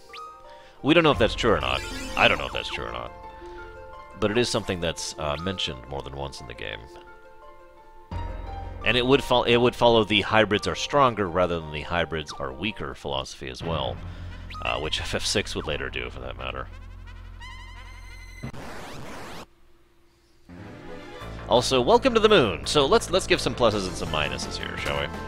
So first of all, I'm reviewing this specific edition of the game, but let's go ahead and just get this out of there. 90% of the time, when I get to the moon, I have to stop everything and grind, because the enemies on the moon are just plain heads and shoulders stronger than everything else, and you have to grind because forced grinding. So that's a negative to gameplay. You notice I'm not putting anything up yet, because this is going to even out in a weird way. Positive to gameplay. They actually bothered to do the moon pretty well, all things considered, even though there's not that much stuff out on the moon, and I do feel that's a negative. We are on the moon. It's a completely different terrain, even on the SNES, but again, we're reviewing this edition. It's a completely different terrain style. The look of the caves is phenomenal. I love this, so we're definitely giving a plus to the graphics for the design of the caves. You go to the moon. And again, this is something that I feel like they hit a nice balance point of. Too many games and animes both will have, you know, everything is totally normally fantasy. And totally medieval, you know, Tolkien-style fantasy. And then out of nowhere, BAM! Robots and cyborgs. FF4, I feel... I mean, it does that. FF4 does do that. Let's make that clear. We go from airships being the pinnacle of technology to going to the moon, which is an artificial moon.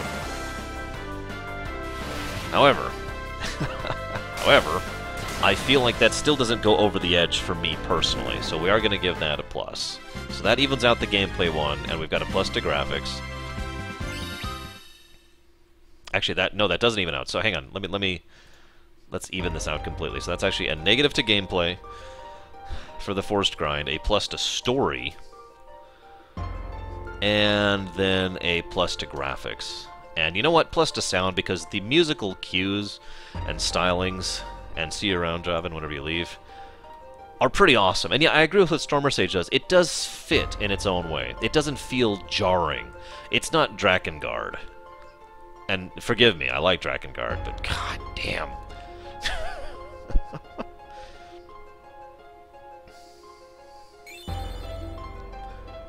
So it doesn't feel like it's going too far, is really my point.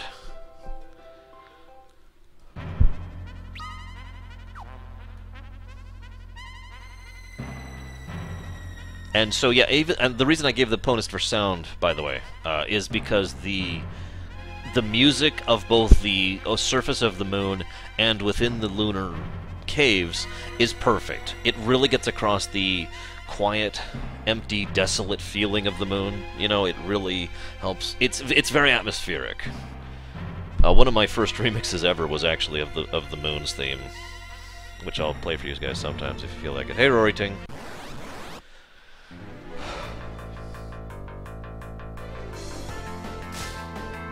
Now, we are about to go to one of my favorite dungeons in the entire game, actually. We'll see how many pluses and minuses that comes out to. But, oh!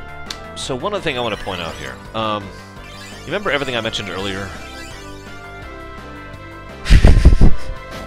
You can do it, Fearsome, or rather, you probably can't. Yeah, I know, Bregman. I know. Anyways, I'm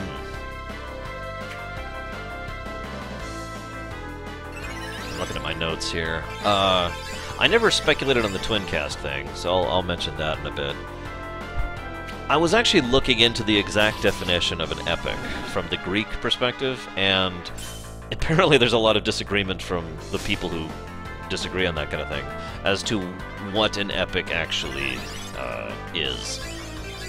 Personally, I think I'm going to go ahead and just define epic as the Lord of the Rings / Star Wars formula, aka well, it's actually really complicated, but, you know, that formula, you know, the Star Wars, the original Star Wars trilogy, the Lord of the Rings trilogy, the books, and the movie, you know, that kind of a thing, right? It's the thing, you know? I don't need to explain it, right? Good, because I don't feel like it right now. I feel like FF4 fits that pretty much to a T, but there is one thing about FF4 specifically that makes it feel more like a Greek tragedy than anything else to me, and that is the struggle. This really struck me last night, too. A lot of ancient Greek works and classical literary works are all about growth through adversity. And you remember how I mentioned how we never really succeed in FF4? We're always behind, we're always struggling, we're always just barely managing, you know? In FF4, we never really come out on top until the end of the game, until we defeat Zeromus, and it's over. And all that way through, the reason this is such a character-focused game, or at least, I should say, in complement of the fact that it's such a character-focused game, is the fact that these characters grow because of the incredible adversity they went through, and because of the trials and tribulations, because of everything that they had to endure. I want you to imagine for a moment that you are a prince. You are a knight who is in charge of a troop, and you have been defending your people, you know, for the duration of your life. And then one day, you have to go and kill people from another nation who are defenseless. And then you are turned on by your own people. And then you have to fight monsters. And then you find out someone else has taken your place on the throne. And then you nearly die. And then you barely survive against something called a fiend of an element. And you get my point. Cecil goes through hell in this game, and so does everyone. Rydia goes through hell. Edward goes through hell. Yong, etc., etc., etc. They all really just go through a mess. And we really get to see the true merit, the core of their character throughout the course of this game as a result of that. Because they rise up above it, for the most part. And now, Beard. I mean, Fusoya.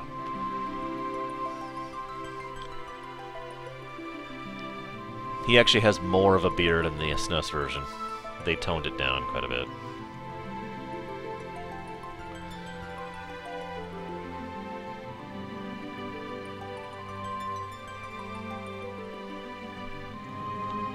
Oh yeah, by the way, they state flat out that the asteroid belt... Like, okay, the implication here is that the blue planet is actually Earth, and the asteroid belt, you know, the one we have in real life, in this... exist in real life, was the Lunarians' world.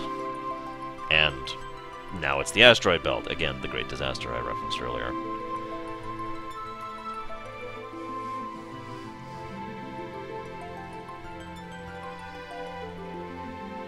Yes, it is Infinity Nova. Absolutely.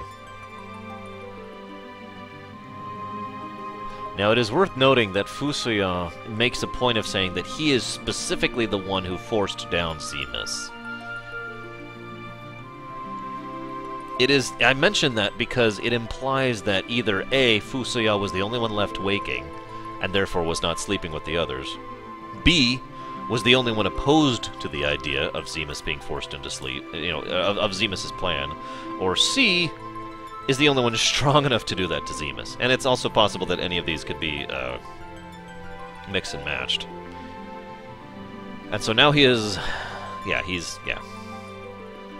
Now, I want you to mention something, guys, because this seems like a plot hole, but it actually isn't. This is one of the very few non-plot holes here. The Giant of Bab-Il is on the moon. It has been on the moon this entire time. It is an unholy weapon of death and destruction. It's already functional. It's already constructed. You know, blah, blah, blah, right? Now, this makes sense for one of two reasons. Either A, the Lunarians are the type of people to just keep weapons of mass destruction lying around just in case. Remember, they destroyed their world. Or B, Zemus has had time to build the thing while he's been active. Either of these are plausible. In other words, the Giant of Bab-Il being ready to go and functional on the moon and then being teleported down to the planet is not a plot hole. It's not there just in service of the plot. It makes plenty of sense.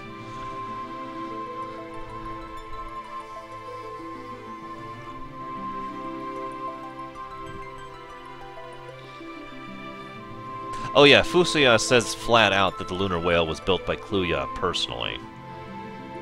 Again, emphasizing that engineering skill of his. Oh yeah, by the way, spoiler alert, Cecil is half Lunarian. Nice musical cue there. Oh.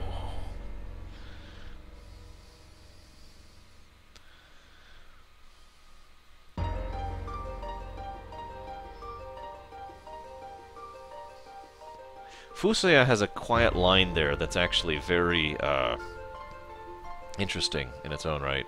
Basically, he mentions that Zemus needs to be stopped, not just for you, for the sake of the Blue Planet, but for the sake of, you know, of his people as well. The implication there is that once Zemus is free, he won't just kill everyone on Earth. He'll kill all his own people too for daring to, you know, not follow him, or for sealing him away, or for whatever reason. He doesn't really need a big reason. See, the thing I find interesting about Zemus is he really is hatred. The character of hatred that I have in Primus, or excuse me, in the Empire, in the Imperium, is actually in many ways inspired by Zemus. The idea of someone who got angry about something and tried to do something about it and was stopped. Now, I know you guys understand what I mean by this. How many times has there been something that pisses you off, and you wanted to do something about it? Like you just wanted to try and fix it, or you wanted to vent about it, or you wanted to just act out and be angry about it. And as a result, things got worse. Most people, after a certain point in time, just kind of, you know, admit, okay, you know, I need to back off and calm down, or have something forced upon them to force them to calm down. Zemus is someone who never actually calmed down. His planet was destroyed. Okay, we'll find a new planet. Oh, it's inhabited. Okay, we'll go ahead and conquer it. Oh, you don't want to conquer it. Okay, we'll raise it. Oh, you're not going to let me raise it. Well, then I'll stop you. And then he was sealed away. Oh, well, I can do this anyways. At every step of the way, Zemus has been trying to do something and been refused to allow to do so. And so his anger has never actually stopped increasing, until he is more or less literally hatred personified. Hence the Zeromus thing. I've always been of the opinion that Zeromus is quite literally Zemus's hatred given physical form due to his ridiculously strong telepathic powers.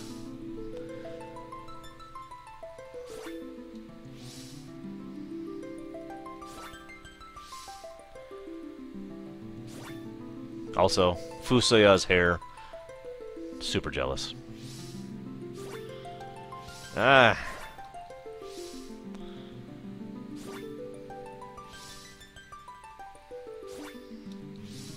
Okay, so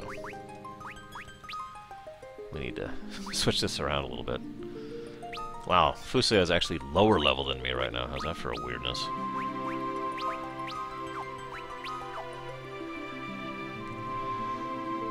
Oh, shoot. How many...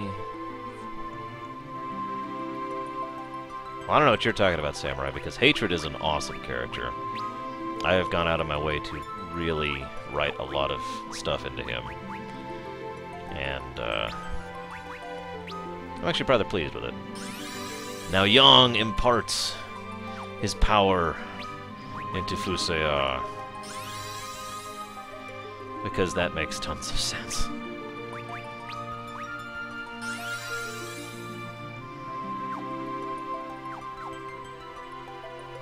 Yes, the lore explanation for Rydia's hair-defying gravity is because she's a mage.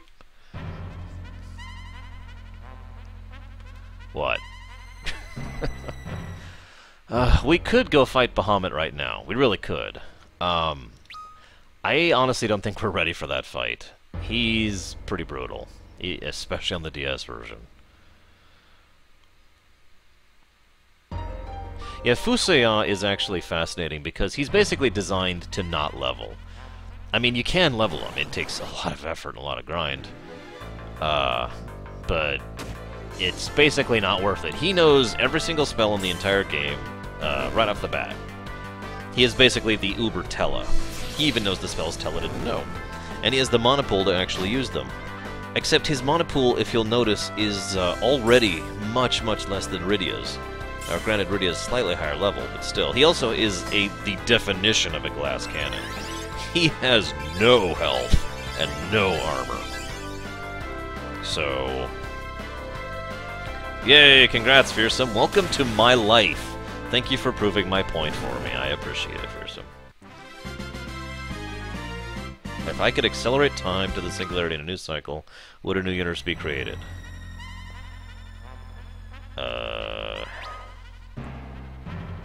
See, you say you're asking my opinion, but I'm not really hearing the opinion question. Help me out here, man. I have some of Noxorama's, Fearsome. So, no. I have the first 2 wings, I want to say?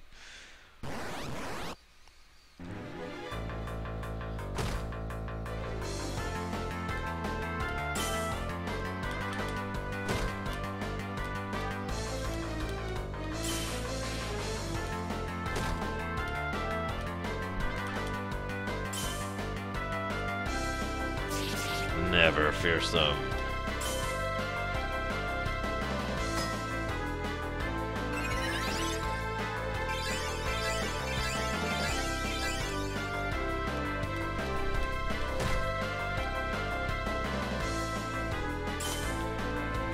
Oh my god, just cast Levia. Much harder, Infinity Nova. The GBA version is based on the English version, which is actually its own difficulty. Basically the medium difficulty of the various Final Fantasies. Or no, I'm saying that wrong. GBA is based on hard type. Or excuse me, oh god, words. The English version is based on hard type, and the GBA version is based on the English version. There we go. Word usage accomplished.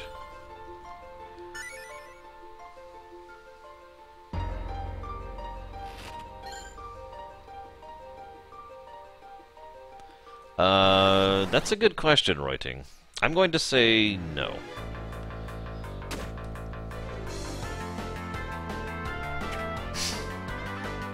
Yeah, the Steam version does have an easy option, which I actually recommend if you're new to the game. In fact, from now on, anytime someone recommends me, asks me, what FF game should I start playing? I'm going to say the Steam version. Specifically, the Steam version of FF4, because it has the difficulty selector. And that way they don't have to play, well, I'll be blunt, the hardest version of any Final Fantasy game for their first Final Fantasy game. And yeah, I said it, the first Final Fantasy IV DS, in my opinion, is actually harder than FF2, in retrospect, having replayed FF2 somewhat recently. FF2 is grindier, but FF4 DS is way harder, in my opinion. Especially some of the fights which you really have to think about. And it's awesome! I'm looking at you, Golbez. Love that fight so much. I feel like giving another plus to the game just for the Golbez fight again. That is such a wonderful example of good game design.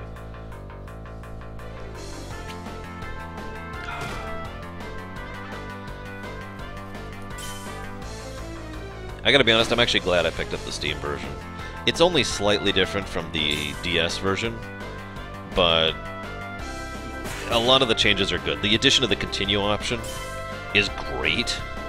The addition of the difficulty selector is great. The upscaling of the graphics is awesome. The one additional quest line is kind of cool. I guess that's it, really. So how many of you have heard about the gentleman who, for the course of several years, was having his son go through video games in order? Any of you know what I'm talking about? I've been legitimately debating doing this kind of thing with Minizan.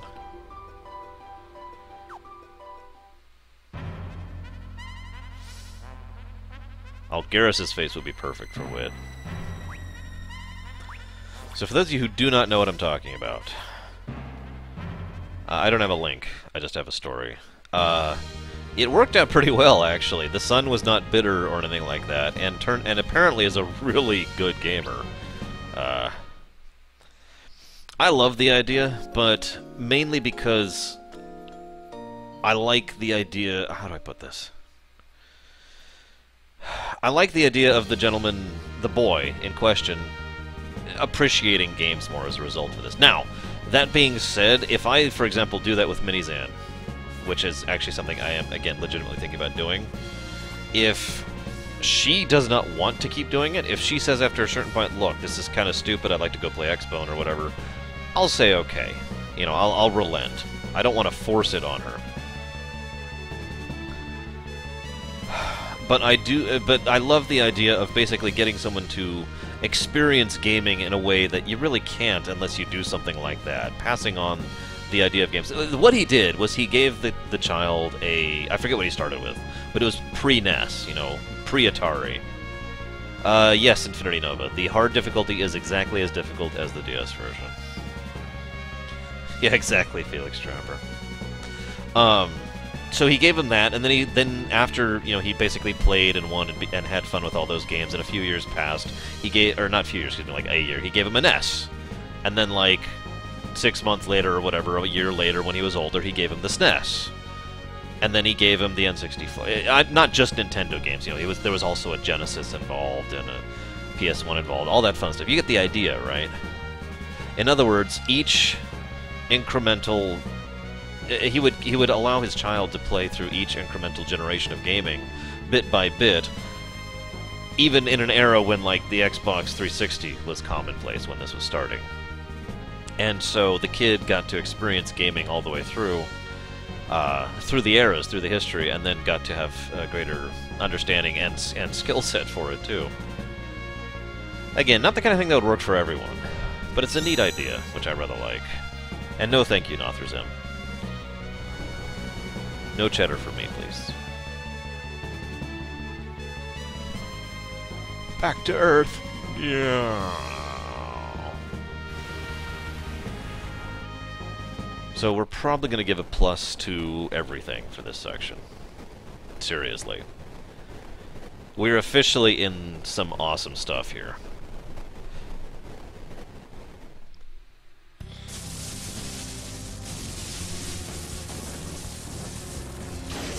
I just like to say, when I was first watching this on the DS, I was actually excited to see how they represented the giant. And again, that Magitech vibe thing going on here.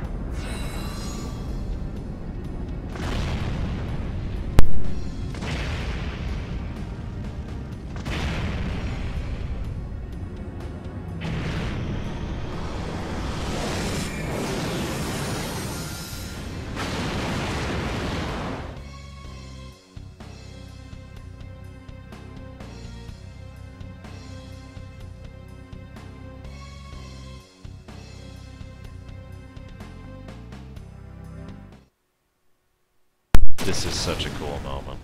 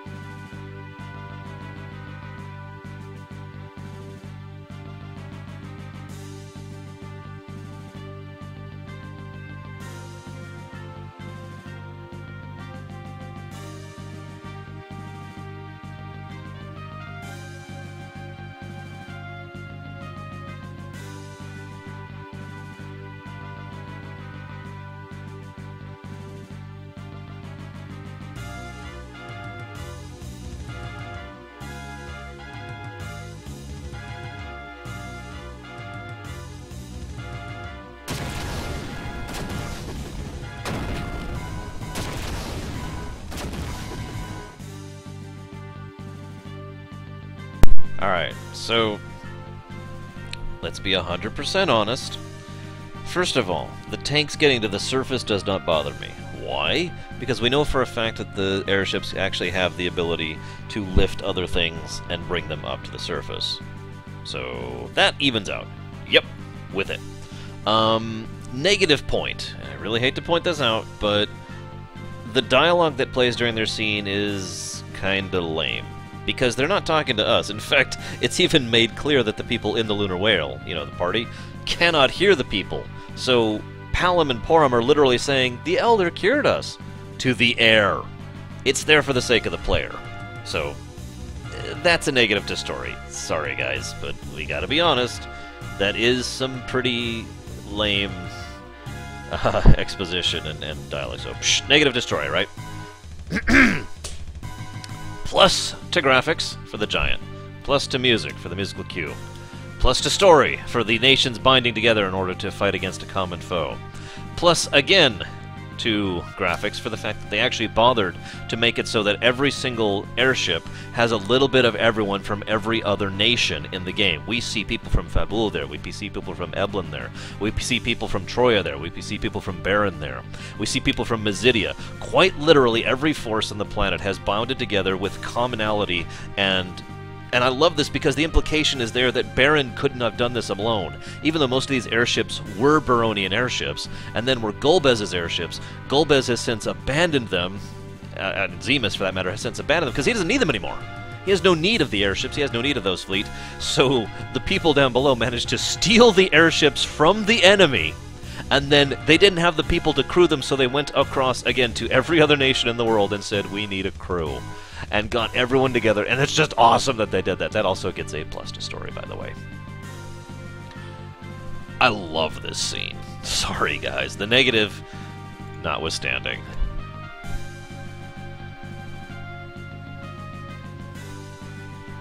This is literally a, you know, my friendship is magic moment. It's just awesome.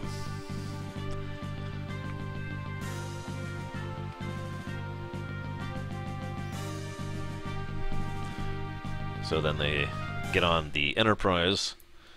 Oh, I love this song.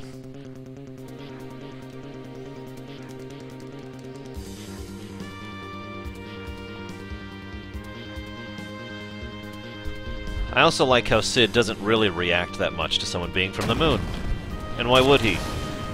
He's already met someone from the moon. He learned how to make airships from him.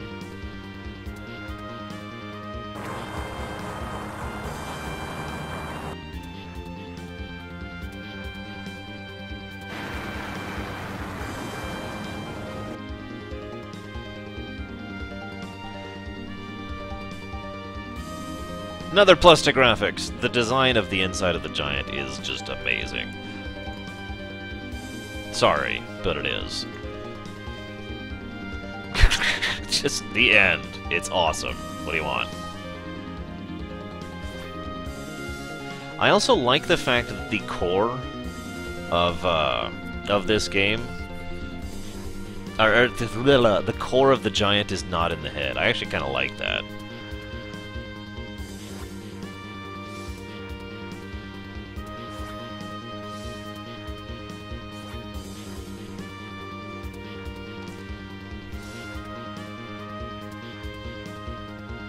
I do think it's strange, Nothrism, yes. I also think we should have done it, but I've already given the negative to the fact that everyone was fine, and we didn't get the Palom and Porum quest. I actually already gave that a negative, so...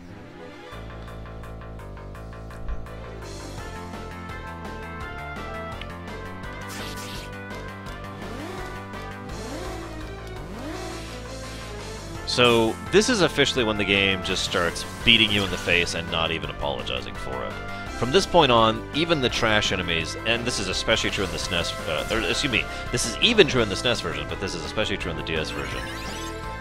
This is the moment at which the enemies, even in trash fights, just start being mean. We're gonna start seeing some really fun stuff, pretty much from now on. And so, yeah, we'll see how well this goes.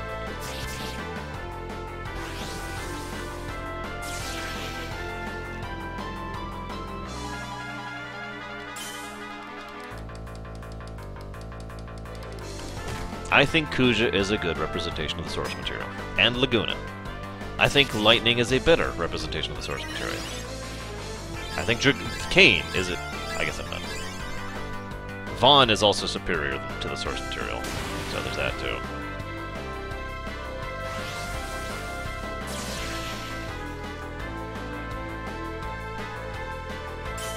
So, how many of you out there melted the first time you fought the CPU?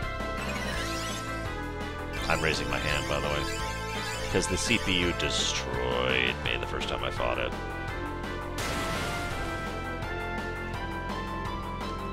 Okay, this is taking too long.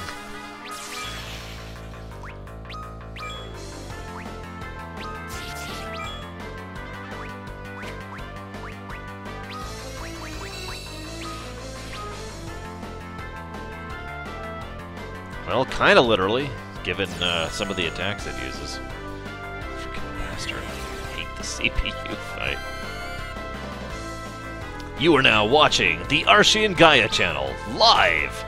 Coming to a viewer near you. Only if your name is Deutsch. If your name is not Deutsch, you should stop watching this right now. Wait, no, I'm kidding. Come back, please! Yeah, I gotta be honest, the first time I fought it, we'll be talking about the boss design philosophy of the CPU a bit when we get there, but when I first fought the guy, I'm like, okay, no problem. I'll just get rid of the ads. I mean, how many other ad fights have there been before this boss? There's been dozens, right? Well, maybe not dozens, but there's been quite a few kill the ads, defeat the boss fights. So I'm like, okay, ads are dead. Alright, I'm winning! What's Globe 99? Oh god! Ugh! Game over. Yeah, by the way, notice how Fusuya literally did not get any stat ups there. In all honesty, it's considered a valid strategy to kill off Fusuya for this section, just so you can get some of the really awesome X before everyone else. You don't have to do that, it's just a strategy you can use.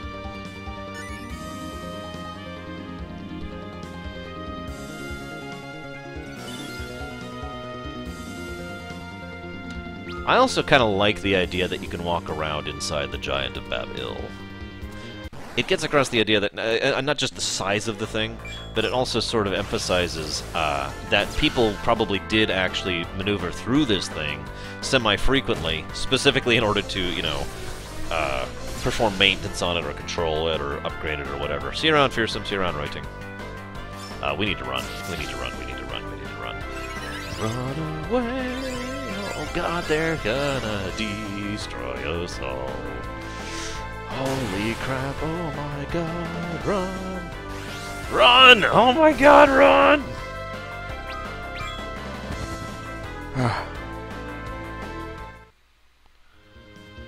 Oh my god.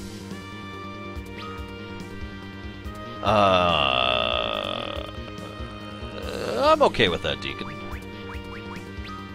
We'll see how the other nations take to it, of course. I know who the Cloud Cutters are.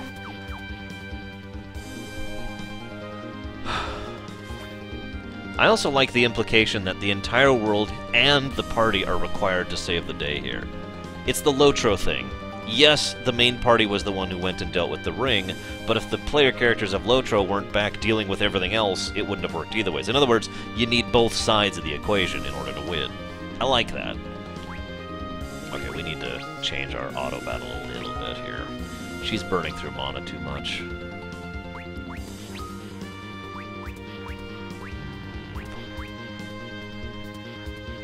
We'll go with the haste.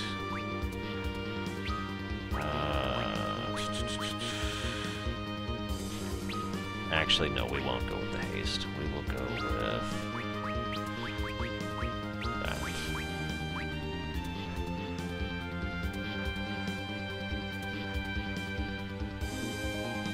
Do I have... whatever.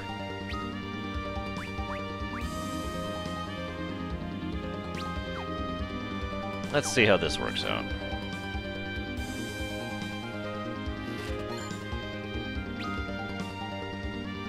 Uh-oh. Guys, Deutsch isn't saying anything. I think I scared him away. Oh well. Every time I say DTD, I think Door to Darkness. Every single time. And then I think of how stupid Keanu Sora is.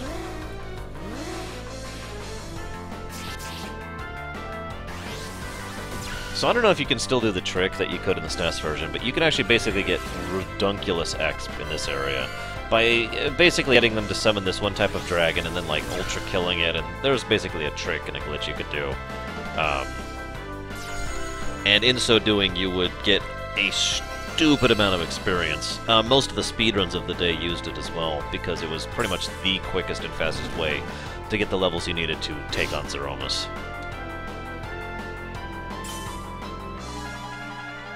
Along with a few other things after this fight, including the CPU fight. Bleh. But it was very RNG dependent, which was one of the biggest flaws of that strategy.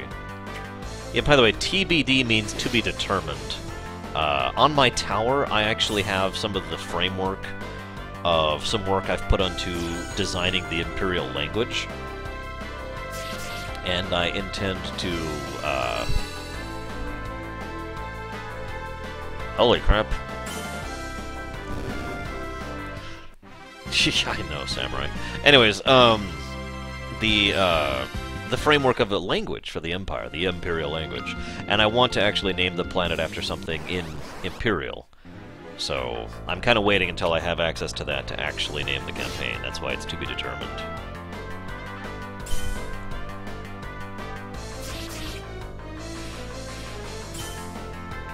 I might have to take cover off of Cecil. He is just getting mauled. Look at that. Cecil's dead. Again.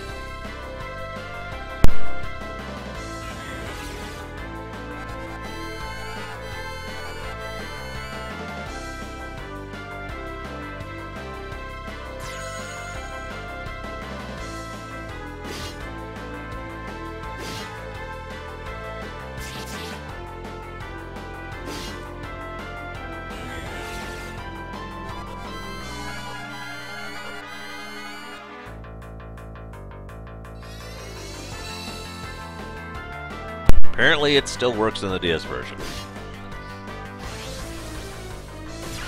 Who knew? We should run. By the way, Fusoya is basically two-dimensional there, yes. Not sure if that's a bug or a reference to how he looked in the SNES version. So yeah, I'm ridiculously high level.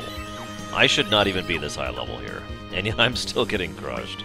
Granted, I'm relying on auto level, but whatever. If I can't auto level the combat, it's too hard or something. I don't know, whatever. Okay. Let's try something else here.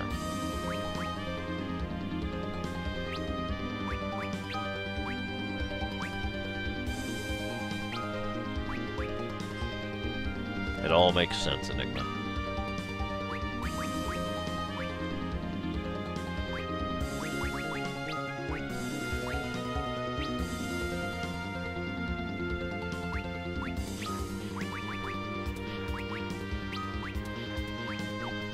Okay, let's see if that works.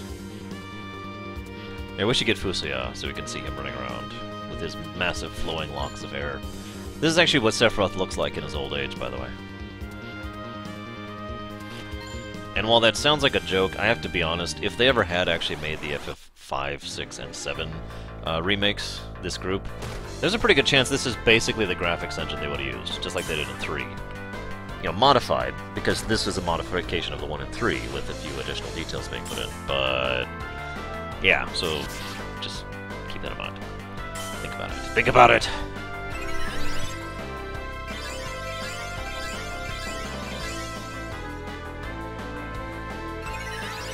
Oh, by the way, Night Forager, you can ask a question. Go ahead.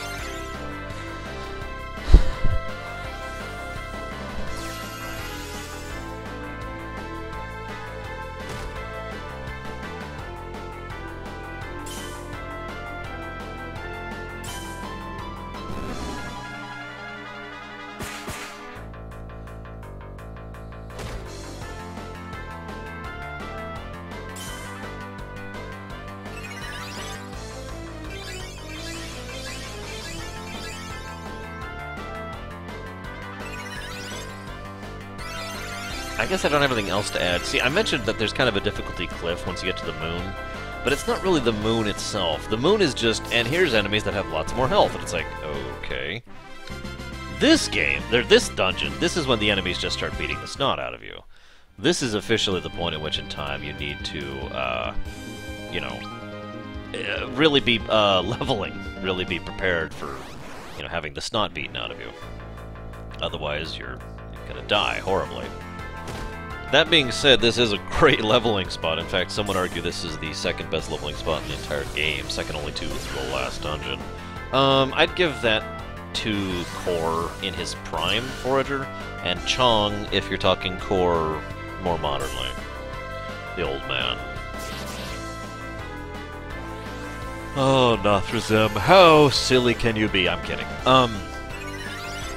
I would not mind FF6 with graphics from FF12 and voice acting.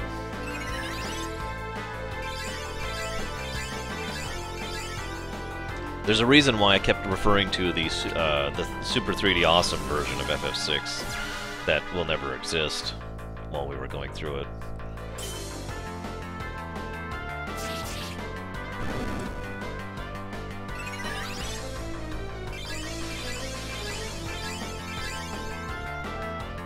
I'm debating if I'm going to give a negative for the Four Fiends fight in this dungeon. I know that sounds weird, but the Four Fiends fight is a lot more lackluster than it really should be. In fact, if I could just say something right here. I have, you know, from Rubicant, I have learned the power of joining forces, which is why I'm going to fight you one-on-one. What? And Cecil is dead. Just run.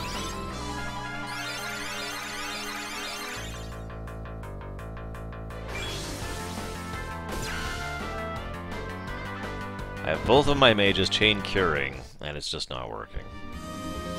Sigh. Whatever.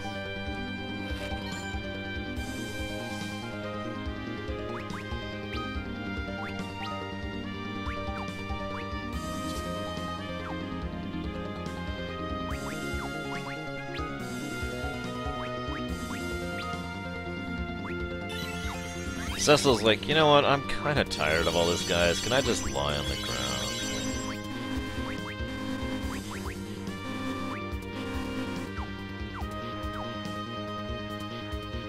Must auto-battle. See you around, John.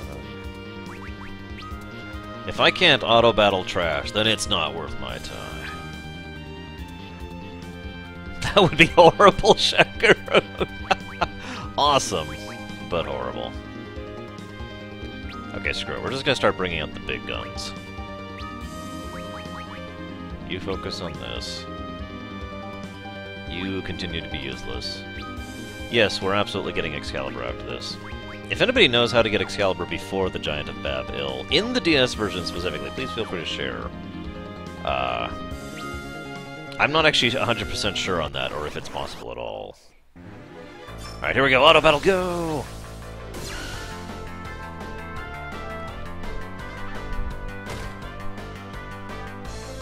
I do not have Excalibur, no. Normally, you will not get Excalibur until you've been to the moon and back. In fact, if you do it wrong, you can't even get it after this dungeon. You have to go to the moon again and do like the Bahamut quest, and then go, and you can go and get Excalibur.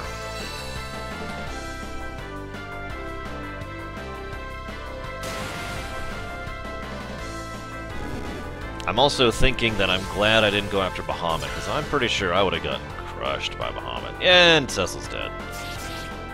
Ah, screw it, let him die. Let him die. Nobody likes Cecil anyways. That would be interesting, Stormer Sage. I actually agree with that. No one is Chaos Rider. No one. Except for you. You're allowed to be excited. If you want. You don't have to be.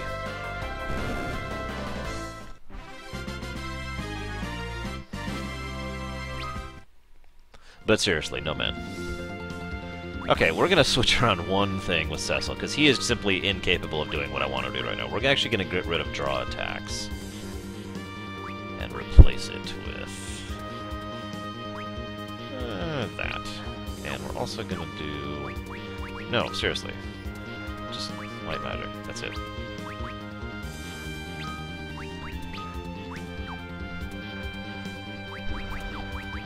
Remember, Chaos Rider, we have the power to ban you. You will be banned. I'm kidding, you probably won't. But seriously, no ban. No, Deutsch, come back! We know you're not actually a man.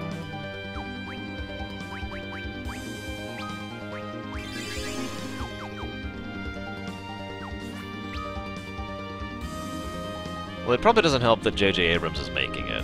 And I don't mean that as a slight slant against him. I mean that J.J. Abrams has a fairly particular style to him, and simply knowing what that style is means you can kind of extrapolate what kind of story he wants to tell. Okay.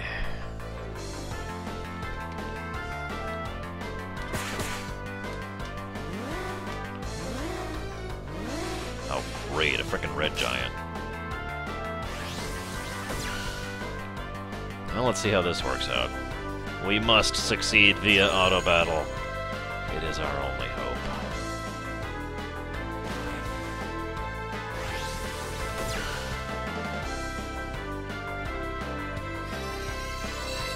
Now, to make sure we're clear, you know what the Chaos Rider, or you know what no men means, right, Chaos Rider? Oops, carrot. I just took a bite of carrot. Ah, mute.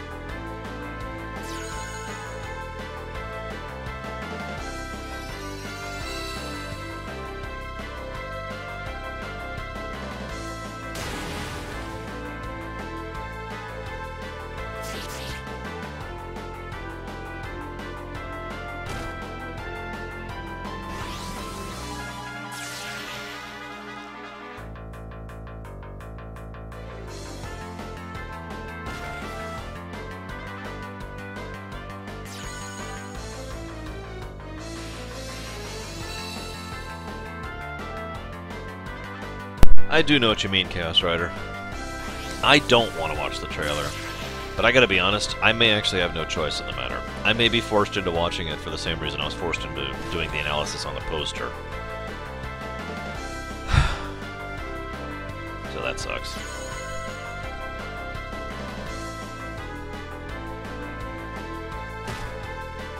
Absolutely not Night Forger. So, I know everyone likes to make fun of J.J. Abrams, and that's totally cool. But let me make this clear, I am not referring to lens flares when I refer to J.J. Abrams' style.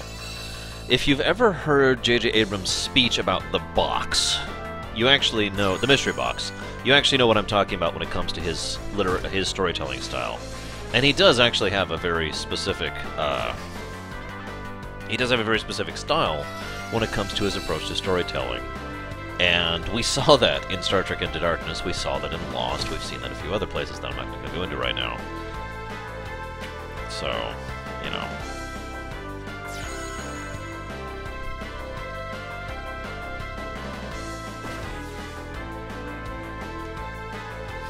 By the way, when I was playing this the first time on the DS, Rydia and Kane and Edge just would not stay alive in the endgame. So, my strategy was Rosa keeping Cecil alive and Cecil soloing everything. I'm not even kidding. It got a little bit silly, actually, after a while. Because she could keep him up, and he could make sure nothing could hit her.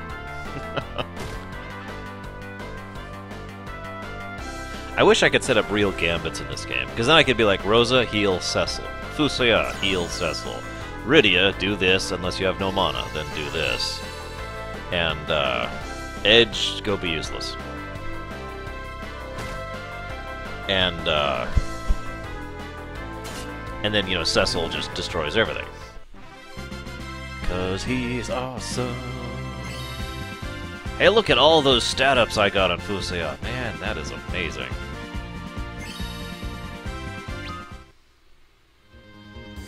Yeah, I'm really not kidding. That really was my first, especially the DS version. it got to the point where I had to actually, like, spend effort just to make sure other party members would stay alive long enough in order to get experience. Because it was really easy for Cecil and Rosa to basically duo every encounter in the game.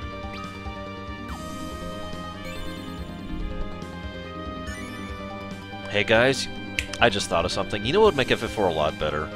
If lightning was in it. Like, the whole game was just lightning. All lightning, all the time.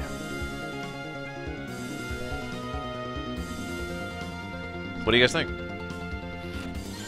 Alright, now joking aside, I've Lord knows that I have fun bashing FF13 as well, but run away, run away. Okay, Fusio's dead. Leave him on the floor. Run.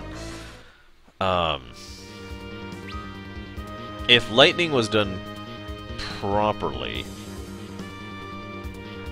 would you be okay with her being present in a game other than, you know, the 4 games she's been in already?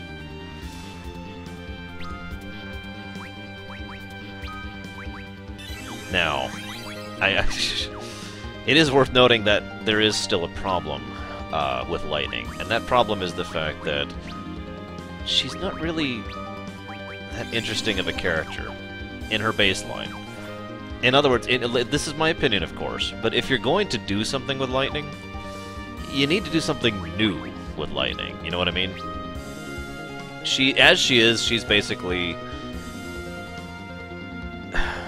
not interesting. There's no strength to her, there's no interesting character development, there's no deep pathos, there's no depth to her, she's just there. She's a frickin'... I mean, FF13-3 is actually probably one of the worst ones like that. So you'd have to basically invent a character for Lightning to be, and then she could be a character. Like, turn her into Liara. I'd be okay with that. Let's just do that. What do you guys say, huh? Should we turn her into Liara?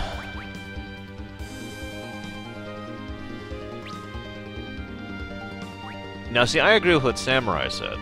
I feel like Squall, or Leon, if you prefer, is actually, wow, I can't throw, is actually pretty decent in the Kingdom Hearts thing. But as Pencil points out, why not just make a new character at that point, you know? Why bother?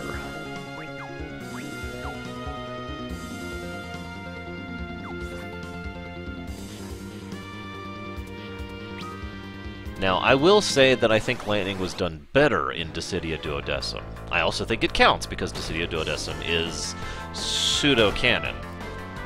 But when I say better, I mean she just didn't irritate me in Duodecim. She was still the same basic, not really a character.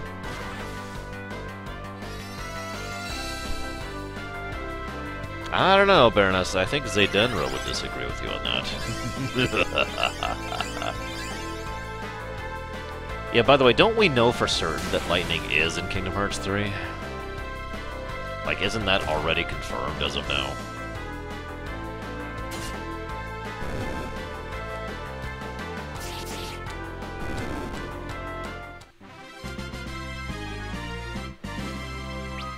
It is also interesting to note that Lightning had one of the least relevant roles in Duodecim, which I find amusing. Kane, Luke Laguna. Oh, I missed like one little tidbit. Hang on.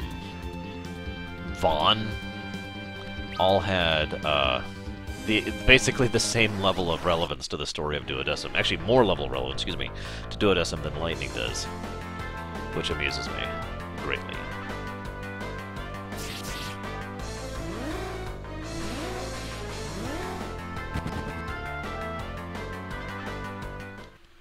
You see, you say that, Chaos Rider, but he's not the one making that decision, and you know that.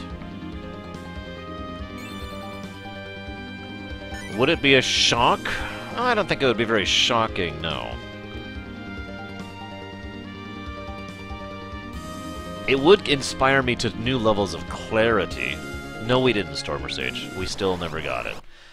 Which I spent an hour ranting about grind in game design.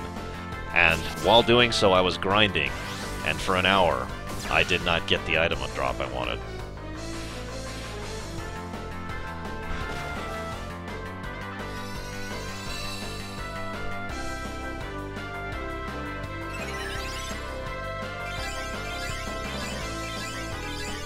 You just like the painted abs, Deutsch. Admit it.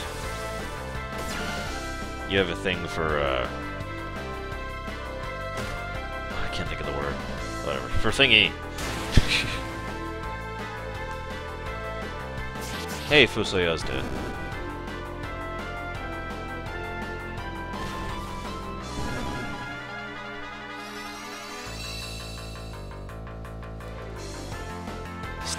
Not stencil. God, this is gonna bother me now. Embossed. You like embossed abs. There we go. God, he really is a pancake back there. That is correct, Stormer Sage. And you basically can only get it at the end of the game, which is just ridiculously stupid.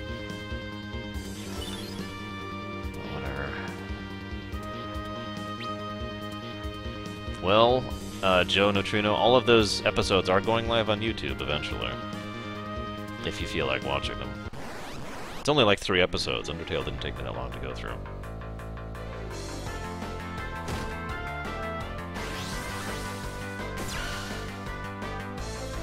Well, we all know CBS can do no wrong when it comes to Star Trek. And also, if CBS has ever done anything right with regards to Star Trek, it's news to me.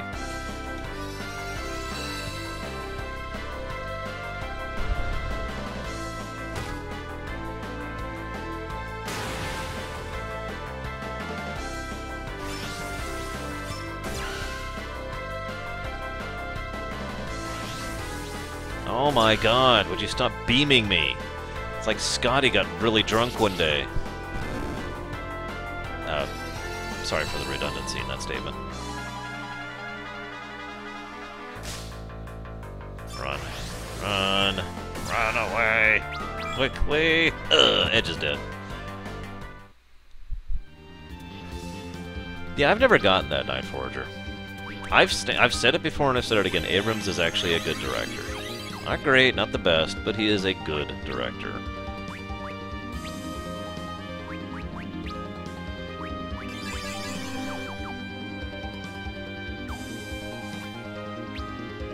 I agree with what Deacon said.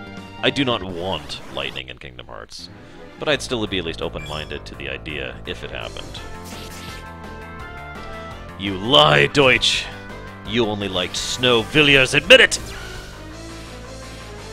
You know what I have to say about that, Night Forager?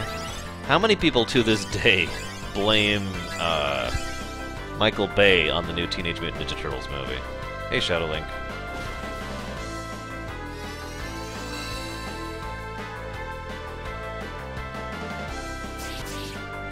Not as bad, Shadow, but yes.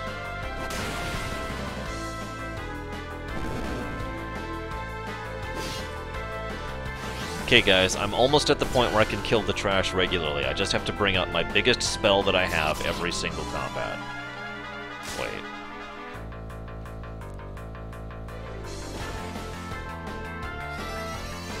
I gotta be honest, though, there are so many characters from previous Final Fantasies that should be in Kingdom Hearts, and won't be. Because, as I've said before, they don't actually care about the Final Fantasy connection in Kingdom Hearts. They never have. They care about the Disney connection and the Kingdom Hearts connection. The Final Fantasy characters are cameos at best.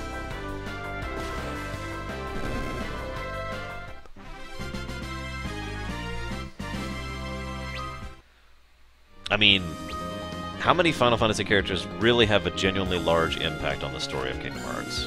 Legitimate question.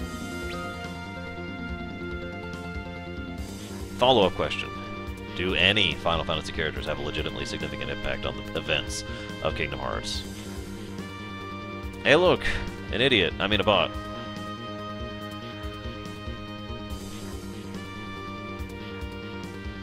I will agree with The World Ends With You.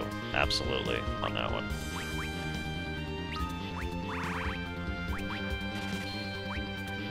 Ah, shurikens, finally. Edge will finally be useful, maybe. Maybe. We might be grinding a bit here, by the way, because this is a really good leveling spot.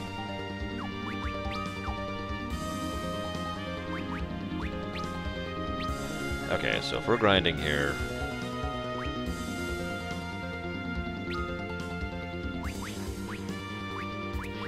then we're gonna do this properly.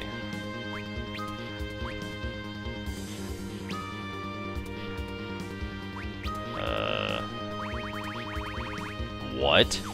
I can't auto-battle throw?